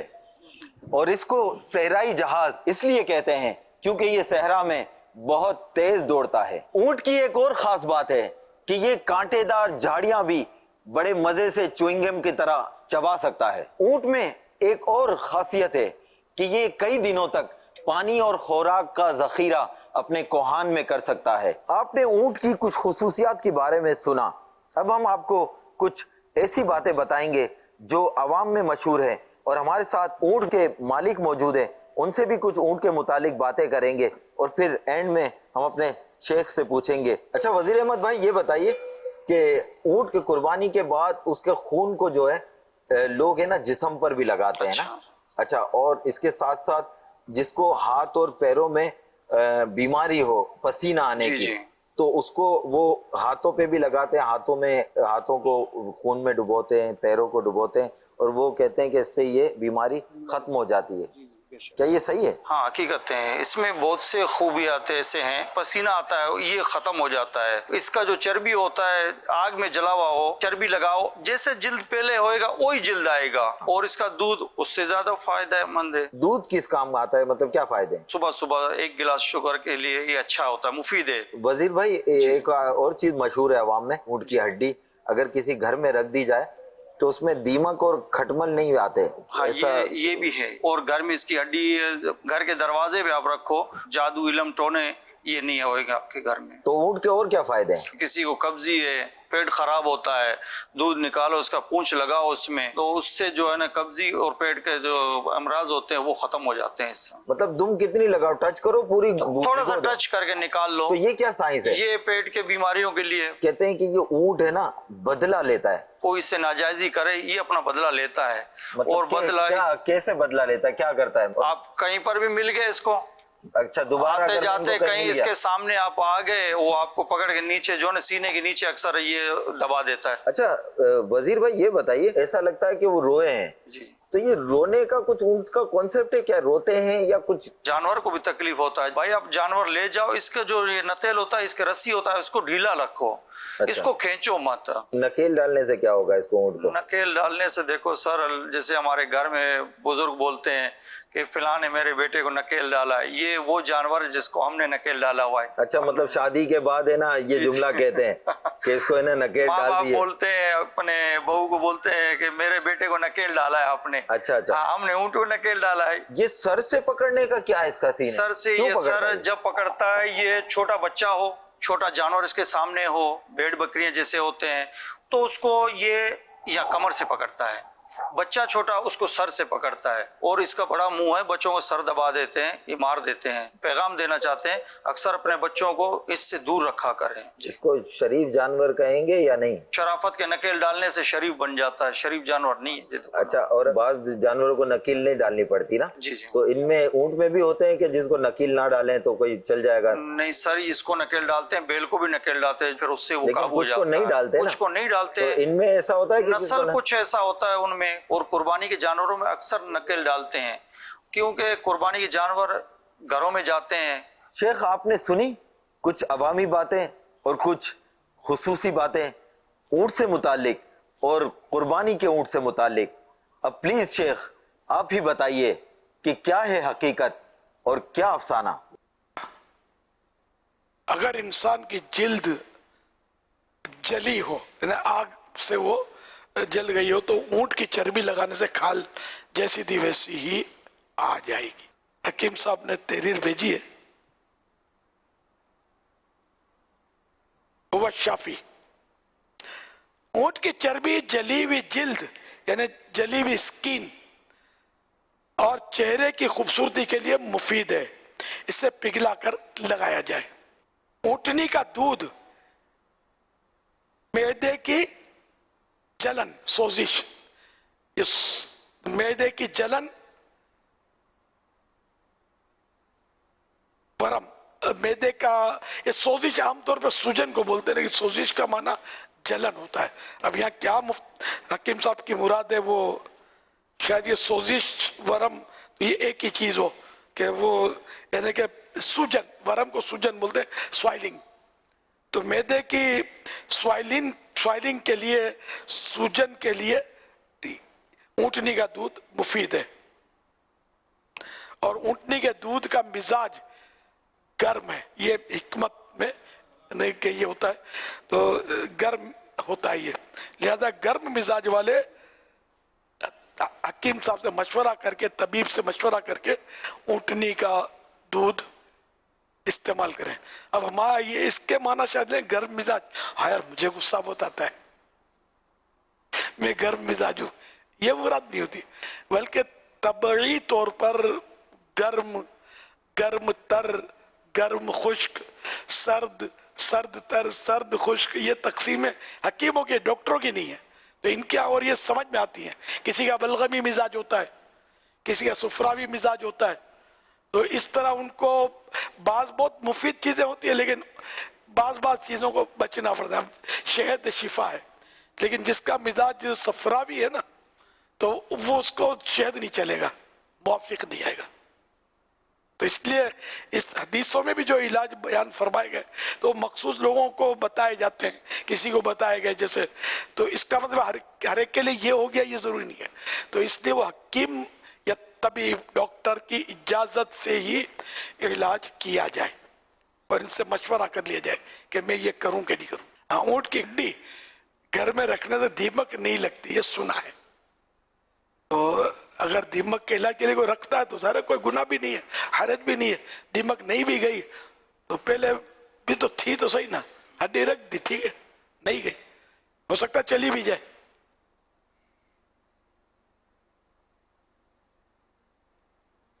اونٹ کے دودھ میں اس کی پونچھ بھگو کر پینے سے قبض اور پیٹ کی بیماریاں دور ہو جاتی ہیں.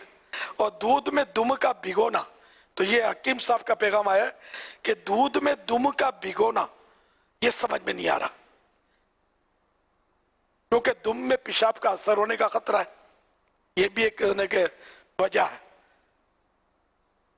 چھٹے پیشاب کے تو پیشاب تو اگر یقینی معلوم نہیں ہے اس ناپاک تو نہیں کہیں گے تاہم یہ کہ پیشاب صحت کے لیے مفید تو ہو ہی نہیں سکتا ہے تو ہے ہی حرام اس کا پینا. صلو علی الحبیب صلی اللہ علی محمد. اونٹ کو نکیل کیوں ڈالتے ہیں یہ اونٹ کے ماہر جو تھے یہی بتا رہے تھے اور یہی بتا سکتے ہیں.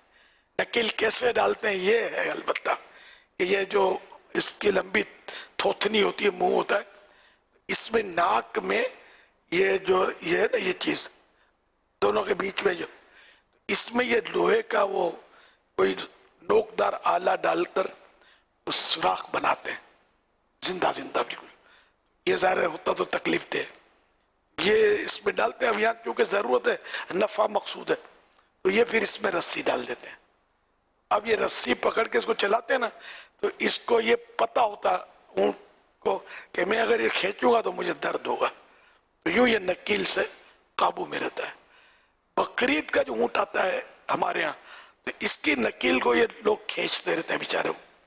یہ اس کا کوئی حل بہت مشکل ہے. لوگ مانتے نہیں ہیں بچے نہیں مانتے کھینچ کے چلا رہے ہوتے ہیں اور یہ اس کا زخم بڑھ جاتا ہوگا. اس سے ایسا بچوں کو نہ کرنے دیا جائے بڑے بھی ایسا نہ کریں. ये नाक की नकील, अब वो ये बोलते थे कि दूल्हा को नकील पड़ गई तो बच्चे को नकील पड़ गई, और यूं भी बोलते हैं दूल्हा को लगाम पड़ गई। खैर, और ये खून का भी कुछ कह रहे थे कि खून में हाथ में पसीने की बीमारी है तो ऊँट के खून से वो धोते हैं तो ये पसीने की बीमारी जाती है। तो बकरे के, गाय के, सबके खून से इस तरह लोग करते होते हैं, लेकिन ये मना है, इस तरह शरीयत में इसकी इजाजत नहीं है। ये गंदे काम है, शैतानी काम है, और ये शायद गैर मुस्लिमों से सीखे होंगे, और अब तक मैंने कोई ऐसा देखा भी नहीं है मरीज कि वो ठीक हो गया हो। डालते होते हैं, खून में खड़े हो जाते हैं, यहाँ तक कि वो जड़ी फाड़ कर उसको बच्चा बिठा देते हैं। ये और हजार इलाज है, मतलब डॉक्टरों के जरिए, हकीमों के जरिए आदमी इलाज करे। माज़अल्लाह अगर कोई खून पीता है ये तो कतई हराम है। जो ज़बा के वक्त निकला हुआ खून, तौबा अस्तगफिरुल्लाह, नापाक भी है और हराम है। पर ये पीने का सवाल नहीं है इसमें, लेकिन ज़िम्नन ये मुद्दा आ गई बात, ये पीना तो नहीं चाहिए। अगर किसी ने पिया है तो तौबा करे, तौबा फर्ज है उस पर। और ये तो बहुत बड़ा घिन वाला काम है, मतलब जी कैसे चाहे। सल्लु अलल हबीब सल्लल्लाहु अला मुहम्मद।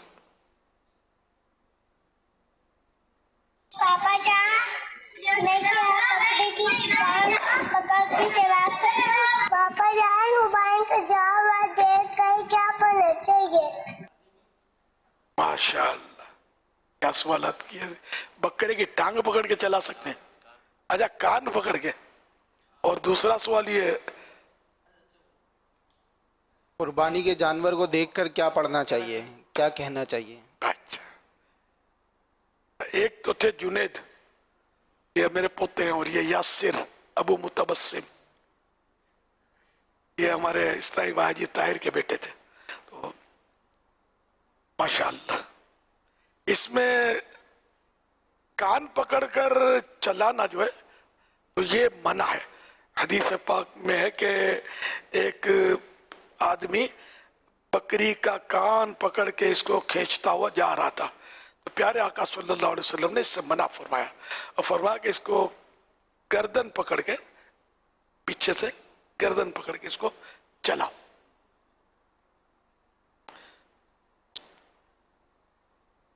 और ये क्या पढ़ना चाहिए, तो खूबसूरत जानवर है तो माशाअल्लाह कह दे, बारक अल्लाह कह दे। कुर्बानी से ताल्लुक नहीं है, वैसे ही खूबसूरत जानवर है ताकि नजर ना लगे इस पर, माशाअल्लाह। कुर्बानी के जानवर को देखकर कोई मखसूस दुआ तो मैंने पता नहीं, मुझे पढ़ना याद नहीं है, कहीं पढ़ा हो। सुभान अल्लाह, माशाअल्लाह, कितना प्यारा जानवर है। कुर्बानी के जानवर प्यारे लगते हैं, कुदरती बस कशिश होती है इसमें। ये बच्चे भी इनके पीछे पागल हुए पड़ते हैं। आम दिनों में बच्चे इतना लिफ्ट नहीं करेंगे, इन दिनों बस सीजन है इनका, हट जाओ, ये जवाब नहीं देते, इतना इसमें मगन होते हैं बच्चे। बस सल्लु अलल हबीब सल्लल्लाहु अला मुहम्मद। मवेशी मंडी में आए हैं, यहाँ पे लोगों से बातचीत करेंगे। अमीर सुन्नत दामत बरकातुहू आपको देख रहे हैं। मरहबा मरहबा। क्या कहेंगे? हमें देखने का बड़ा शौक है, हम हर वक्त कोशिश करते हैं कि आपको देखें। हम तो दुआ के लिए कहेंगे हज़रत साहब हमारे लिए, हम सबके लिए दुआएं मगफरत कर दे। हज़रत साहब का दीदार ही हो जाए ये भी बहुत है, खाली दीदार के लिए ही तरस जाता है हम लोग। मदनी चैनल के बारे में ये कहूँगा कि मुझे तो मेरे पर्सनली, क्योंकि मेरे घर में चलता है, सही है, मेरे घर में बाकी चीज़ नहीं चलती, मदनी चैनल चलता है अल्हम्दुलिल्लाह। नहीं, मैं देखता हूँ घर पे मदनी चैनल के जो कार्टून है, क्योंकि दूसरे कार्टूनों में अच्छा नहीं होता है देखना, और इसमें बहुत अच्छे आदाब होते हैं। मैं अपने बच्चों को दिखाता हूँ, वो पढ़ते हैं, देखते हैं, बजाय दूसरे कार्टून देख के वो ख़राब हो, और ये चीज़ देखेंगे तो कुछ सीखने को मिलेगा। मैं बड़ा अकीदतमंद हूँ मेरे सुन्नत का। अच्छा बताएं, जानवर खरीदारी से लेकर, ठीक है, घर से चलें खरीदने के लिए, और वापसी जब आ जाता है और फिर ज़बह हो जाता है, उसकी कुर्बानी हो जाती है, गोश्त भी तकसीम करना है, बहुत सारे मसले मसाइल से गुजर रहा होता है। ये इतना एक पूरा प्रोसीजर है, ये यहाँ जाना है, वहाँ जाना है, यूं यूं यूं। आपकी नज़र में सबसे बड़ा मसला कौन सा है? कोई भी एक मसला बता दें। बड़ा मसला महंगाई का ही है, सबसे बड़ा मसला कि हमारी रेंज जो है वो बढ़ाते जा रहे हैं, महंगाई इतनी बढ़ती जा रही है कि इनकम इतनी है और जानवर कहाँ पहुँच गया आसमान के ऊपर। 1 लाख तो ऐसा हो गया है तो रुपया है। सबसे बड़ा मसला परचेजिंग का ही है, बस परचेजिंग का है। हाँ, रेट डन नहीं होते हैं, जिस रेट में लेने आओ वो रेट मिलते नहीं है। रेट बहुत ज्यादा है, महंगाई की वजह से क्या कर सकती है, लेकिन लेना भी है इंशाल्लाह लेंगे भी अल्हम्दुलिल्लाह और कुर्बानी करेंगे भी। मसला तो यही है कि हम जो जानवर समझ आता है उसके रेट इतने हाई होते हैं और जो जानवर मतलब है कि समझ ही नहीं आता उसके रेट नॉर्मल हो रहे, तो बनता जाए तो जाएगा। रेट बहुत आसमान से बातें कर रहे हैं। सबसे बड़ा मसला यही आता है कि इंसान की जो है ना गुंजाइश जो होती है ना, एक लिमिटेड होती है कि भाई इतनी लिमिट है, और वो ये चाहता है कि इस लिमिट के अंदर मुझे फरबा जानवर भी मिले, खूबसूरत जानवर भी मिले, और जो शरीयत के मुताबिक जो शरीयत के उसूल हैं कि उसकी उम्र भी पूरी होनी चाहिए, उसके अंदर कोई ऐप भी नहीं होना चाहिए। ये तमाम चीज़ें देखते हुए बंदे को अपनी रेंज के अंदर, ये सबसे मुश्किल काम है जो उसकी रेंज है और उस रेंज में मिल जाए। मसले तो हैं, क्या महंगाई है, तकसीम का मसला होता है और तकसीम का मसला होता है, क्योंकि जिन लोगों का हक बनता है, आने वाले इतने होते हैं, मांगने वाले इतने होते हैं कि गोश्त पूरा नहीं होता। रिश्तेदारों का और घर वालों का और मांगने वालों का, जिनका हक बनता है गरीबों का, उनका ख्याल तो हर दौर में ही करना पड़ता है। सबसे बड़ा मसला जो है ना वो गोश्त की तकसीम है, क्योंकि उस वक्त एक इंसान इतना थक जाता है ना, तो फिर उसके बाद जो है वो बांटना बहुत, क्योंकि अब कराची इतना बड़ा शहर है, अब एक रिश्तेदार इधर है तो एक उधर। ये कसाई का भी तो मसला है ना, ये महंगाई तो अपनी जगह है, कसाई का भी तो मसला है ना। अगर उनको बोलो भाई ये 4 मन का जानवर है तो बोला 20,000 रुपये। 20,000 रुपये, अब बताओ बंदा क्या करे, जानवर 1 लाख का ले लिया, 20,000 उसको कटाई दो। या मेरे सुन्नत आपकी बारगाह में एक सवाल है, वो ये कि कुर्बानी के तमाम मराहिल से गुजरने के बाद जो सबसे आखिरी मरहला होता है जो कि गोश्त की तकसीम का होता है, अब उसमें कराबतदार और रिश्तेदार जितने भी और जानने वाले होते हैं, कराची जैसे कि बहुत बड़ा शहर है तो बहुत दूर दूर वो रहते हैं, तो उन तक पहुंचाने के लिए कोई मदनी फूल इरशाद फरमा दीजिए। जी अमीर सुन्नत, मवेशी मंडी आना हुआ और आशिकान रसूल ने कुछ सवालात भी अर्ज किए, तो आप अपनी मीठी मीठी आवाज़ में, मीठे मीठे अंदाज में इन सवालों के जवाबात इरशाद फरमाएं, हमारी रहनुमाई फरमाएं। अल्लाह पाक आपको लंबी उम्र आफियत के साथ अता फरमाए। आप इसी तरह जो हमारी रहनुमाई करते रहें। हर सहाबी है नबी जन्नती जन्नती, फातिमा और अली जन्नती जन्नती, है अबू सुफियान भी जन्नती जन्नती। फैज़ान मदनी मुज़ाकरा जारी रहेगा, फैज़ान मदनी मुज़ाकरा जारी रहेगा, फैज़ान मदनी मुज़ाकरा जारी रहेगा इंशाअल्लाह अज़्ज़ा वजल। माशाअल्लाह।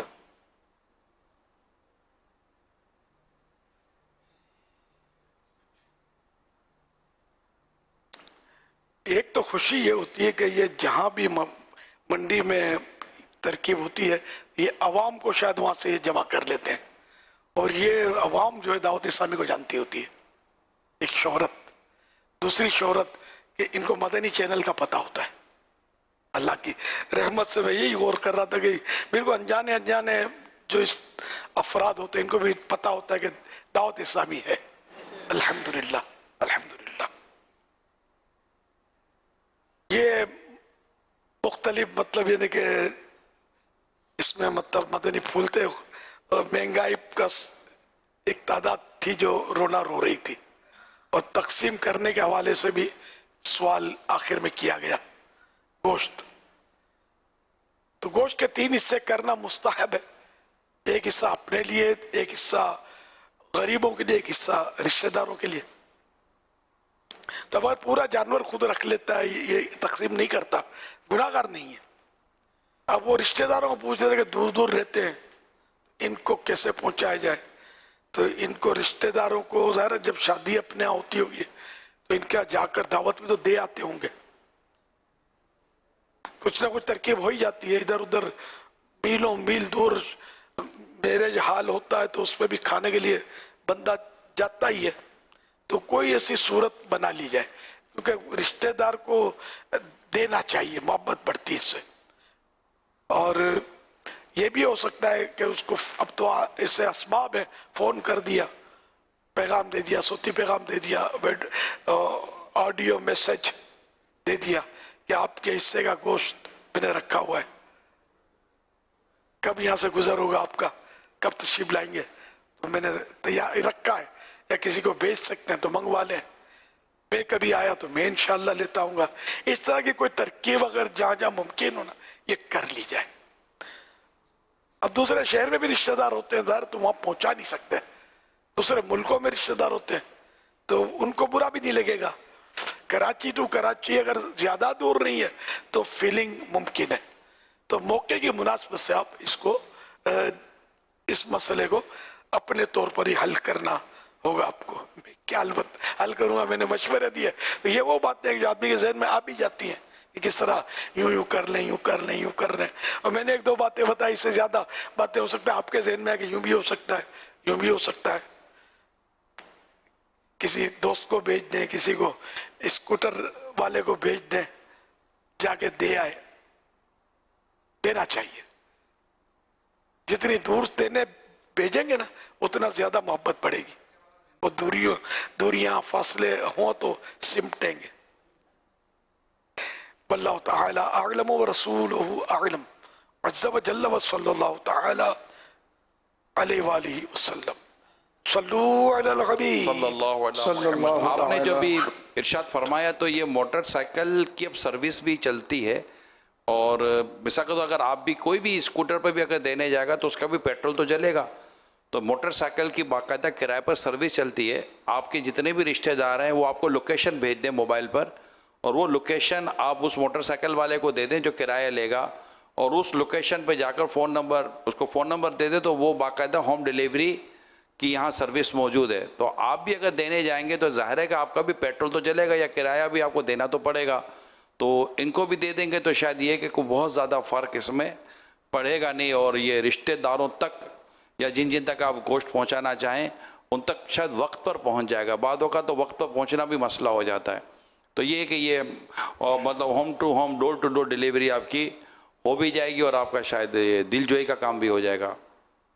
یہ بڑا مسئلہ. عید کے دن ایک تو جانور کاٹنے والے نہیں ملتے جلدی سے, اور گوشت کٹتے کٹتے لگ جاتی ہے دیر, اور بیچارے ایک تعداد ایسی ہوتی ہے کہ عید کے دن ان کے پاس کھانے کے لیے گوشت نہیں ہوتا.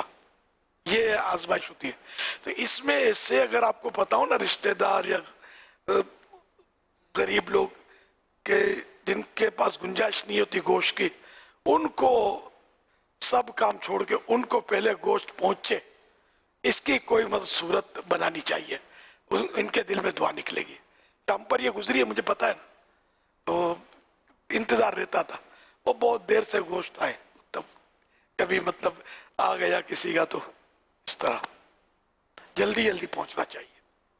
حضور اس نے اتفاق کیا کہ اسی جمعے کو وہ جو جمعے کی مغرب سے پہلے غروب آفتاب سے پہلے جو دعا کا سلسلہ ہوتا ہے فیس بک پر, تو اس میں دعا سے پہلے کچھ مدنی پھول کوشش کرتا ہوں بیان ہو جائیں. تو اس میں یہی موضوع میں نے بھی لیا تھا کہ ہو سکے تو یہ وقت پر پہنچائیں, اور اس میں یہ ہے کہ اگر کوئی دیر ہے تو پھر اس کو سنبھالنے کا بھی انتظام ہو, کہ بسا اوقات گوشت تھیلی میں ڈال کر رکھ دیتے ہیں کہ پہنچا دیں گے, اور گوشت کو ناراض ہونے میں خراب ہونے میں دیر نہیں لگتی, ہوا نہیں لگتی نا اس کو, گرمیاں ہیں. ہاں. دوسرا یہ کہ لائٹ چلی جاتی ہے.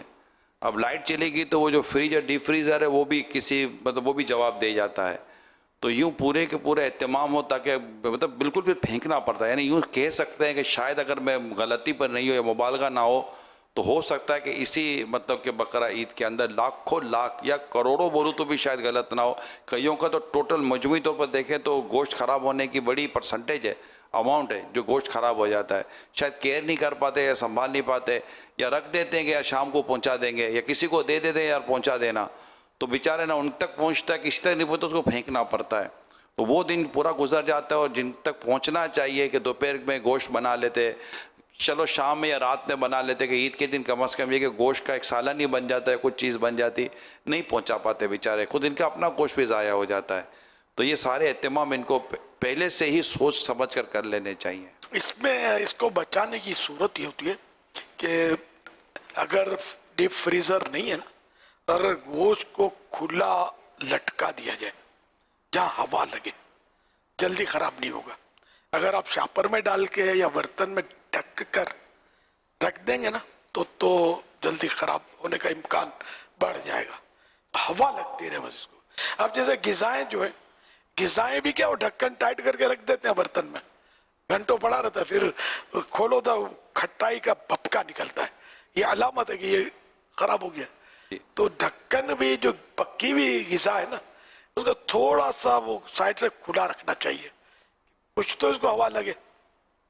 उधर क्या ये मशवरा आप देखें कि बिजली जाने का तो जैसा तैसा इस वक्त चांस मौजूद होता है, और अगर बारिश हो गई तो ये समझे कि मतलब ना जाने वाली बिजली भी चली जाती है, हमारे फौरन वो ब्रेकर गिर हमारे यहाँ जाते हैं। वाकई आजमाइश है। ठीक है, अगर इस तरह की कोई, क्या ये मशवरा दिया जा सकता है कि अगर जिनसे मुमकिन हो तो वो बर्फ मंगा लें या बर्फ अपने यहाँ बना लें, और गोश्त को जब फ्रिज या डीप फ्रिज में रखें तो वो बर्फ के साथ रख दें या थैली में बर्फ डाल दें, कि अगर खुदा ना खास्ता लाइट चली भी गई ना तो ये बर्फ जो है ना ये घंटों तक गोश्त संभाल लेगी, वरना ये बर्फ ना होने की वजह से, ठंड ना होने की वजह से भी गोश्त ज़ाया हो सकता है। तो लाखों करोड़ रुपए का गोश्त बचाने के लिए कि ये किसी के पेट में चला जाए, कुछ ना कुछ एहतिमाम तो कर लेना चाहिए हम सबको। बिजली ना भी जाए ना तो अगर देर तक अगर गोश्त भर देते हैं ना डीप फ्रीजर में, तो बीच में कूलिंग पहुंचना मुश्किल होता है, ठंडक, बीज का गोश्त डैमेज हो सकता है, ज़्यादा रखा दो। इसका तरीका यही है कि पहले यानी डीप फ्रीजर में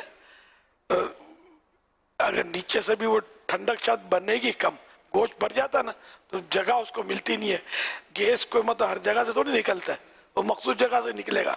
तो एक बर्फ की तह नीचे बिछाई जाए, फिर उस पर थोड़ा सा गोश्त बिछा दिया जाए, फिर बर्फ के टुकड़े जो इसकी तह इस पर बिछा दी जाए। तो इस तरह इसको समझो आधा गोश्त और आधा बर्फ हो, इस तरह इसको अगर भर देंगे ना, फिर भले डीप फ्रीजर चलता रहे तो इसको मतलब जो कूलिंग मिलेगी ना, तो ये बिजली 2-5 घंटे चली भी गई ना तो इंशाअल्लाह मतलब ये इसको ठंडक मिलती रहेगी। मगर इतनी मेहनत करे कौन यार, और ये कुर्बानी के गोश्त की रियायत लोग करते नहीं है, खर्चा भले किया लेकिन अब खर्चा तो होना था, हो गया, अब ये तो इतना खाया तो जाएगा नहीं, यूं करके तो बेदरकारी देखे गफलत करते हैं, ऐसा ना करें, ये अल्लाह की नेमत है। और जो बेचारा गरीब है जिसको नहीं मिलती ये नेमत, वो उसके दिल को पूछो इसकी कदर क्या है। जिनके बच्चे घर में रो रहे होते हैं, जिद कर रहे होते हैं हमको गोश्त खाना है, हमको पड़ोस से खुशबू आ रही है बारबेक्यू की, और बच्चों के मुंह में पानी आ रहा है, अब वो माँ से लड़ रहे हैं, बाप से झगड़ रहे हैं, बहन से लड़ रहे हैं, हमको तुम लोग क्यों नहीं बना के देते? बेचारे कहाँ से ला कर देंगे? पड़ोसियों का ख्याल भी रखना चाहिए। जब वैसे ही अगर के फल भी लाए और गरीब पड़ोसी को नहीं दे सकते, तो वो हदीस में ना इसके छिलके पड़ोसी के बच्चे देखें इस तरह ना डालें। तो ये इसी तरह बारबेक्यू करेंगे तो कई घरों तक खुशबू इसकी जा रही है। इसमें आपके जहन में होना चाहिए कि कौन कौन ऐसा है कि जिसको मतलब के बेचारों को नहीं मिलता होगा, उनको खास कर देना चाहिए, वरना फिर बारबेक्यू की जो हसरत है इसको दिल में दबा देना चाहिए कि किसी को तकलीफ ना हो हमारे गोश्त की खुशबू से। बच्चों को तकलीफ होगी, बड़ों को भी तकलीफ, किसका दिल नहीं करता? गोश्त का जायका जैसा भी हो, इसकी जलने की खुशबू जो है ना, ये मतलब कमाल की होती है।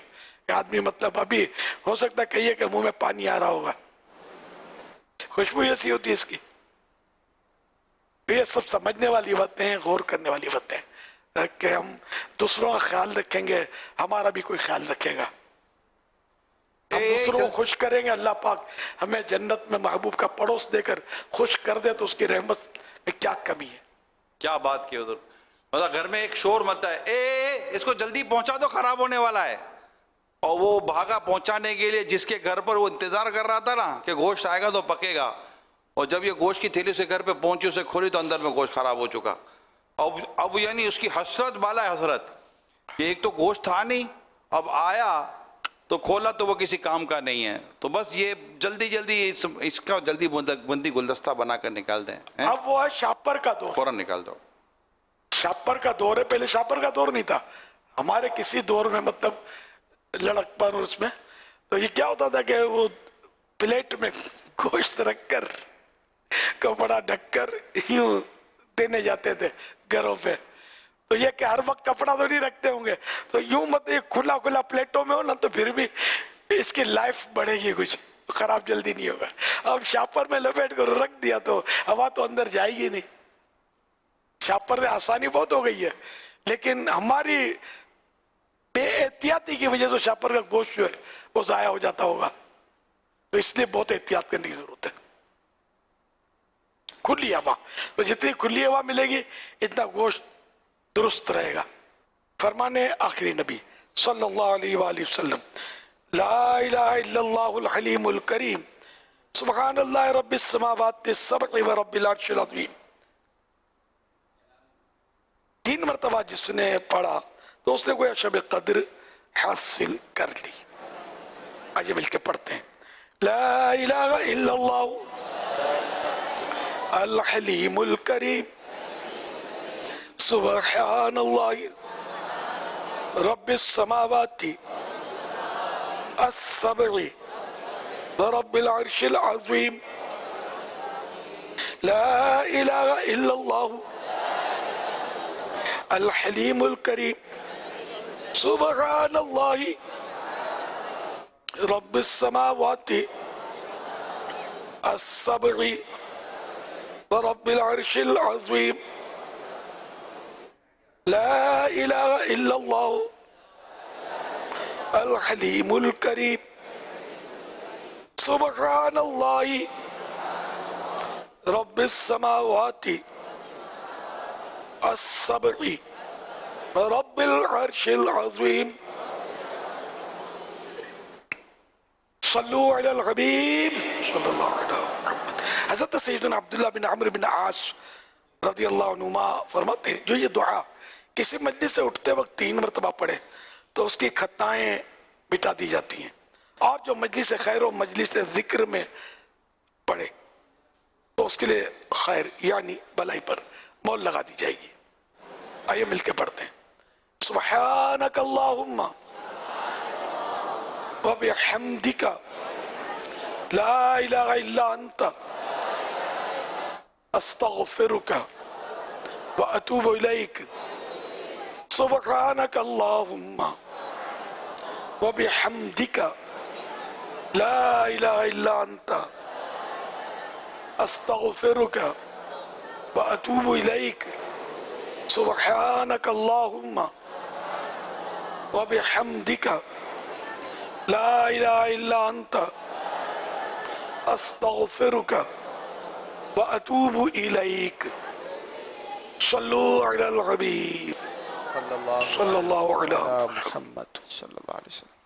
मदनी चैनल के नाज़रीन, अल्हम्दुलिल्लाह रोज़ाना ही हम माह ज़ुल्हिज्जतिल हराम में नफिल रोज़े रखने वालों की नीयतों के हवाले से सुनते हैं।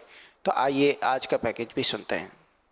माह ज़ुल्हिज्जतुल हराम 1444 हिजरी में नफल रोजे रखने वालों की नियतें। 9 रोजे रखने वालों की नियतें। इस्लामी भाइयों की तादाद 22,740 22,740। इस्लामी बहनों की तादाद 9,924 9,924। 5 रोजे रखने वालों की नियतें। इस्लामी भाइयों की तादाद 31,380 31,380। इस्लामी बहनों की तादाद 11,378 11,378। 3 रोजे रखने वालों की नियतें। इस्लामी भाइयों की तादाद 57,263 57,263। इस्लामी बहनों की तादाद 25,258 25,258। कुल रोजों की नियतें। इस्लामी भाइयों की तादाद 1,11,383 1,11,383। इस्लामी बहनों की तादाद 46,560 46,560। टोटल इस्लामी भाई और इस्लामी बहनों की नियतें 1,57,943 1,57,943।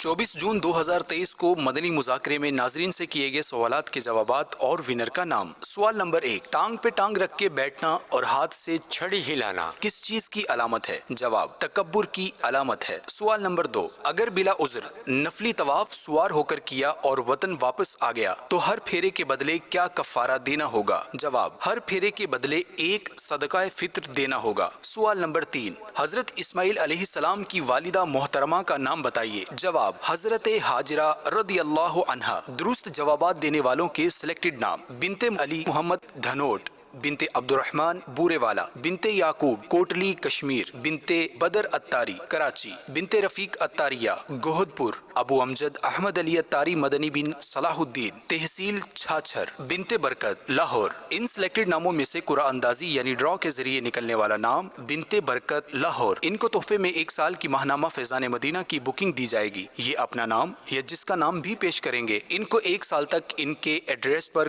कलर्ड माहनामा फैजान मदीना पहुंचाया जाएगा इंशाअल्लाहुल करीम। अल्हम्दुलिल्लाह नाज़रीन से रोज़ाना ही मदनी मुज़ाकरे में सवालात किए जाते हैं, जिनके जवाबात अगले दिन मदनी मुज़ाकरा शुरू होने से पहले SMS के ज़रिए दिए जा सकते हैं। स्क्रीन पर आप SMS का नंबर भी देख रहे होंगे। आज के सवालात भी नोट कर लीजिए। सवाल नंबर 1, तशरीक का माना बताइए। सवाल नंबर 2, किन दिनों को अय्याम तशरीक कहा जाता है। सवाल नंबर 3, कुर्बानी के गोश्त के कितने हिस्से करना मुस्तहब है। तो इन सवालात के जो जवाबात हैं वो आप स्क्रीन पर नंबर देख रहे हैं 034112555554। तो इस नंबर पर आप SMS के ज़रिए जवाब दे सकते हैं। इस्लामी बहनें अपना नाम ना लिखें और नंबर भी ना लिखें, बल्कि अपने नाम और नंबर की जगह महरम का नाम और उनका नंबर लिखें या कुनियत लिख दें उम्मे फ़ुलां या बिनते फ़ुलां करके कल मदनी मुज़ाकरा शुरू होने से पहले इन सवालात के जवाबात दे सकते हैं। सल्लु अलल हबीब सल्लल्लाहु तआला अला मोहम्मद सल्लल्लाहु अलैहि वसल्लम। कैसा है नूर छाया मदनी मुज़ाकरे में, कैसा है नूर छाया मदनी मुज़ाकरे में, कैसा है नूर छाया मदनी मुज़ाकरे में, हर दिल है जगमगाया मदनी मुज़ाकरे में, हर दिल है जगमगाया मदनी मुज़ाकरे में।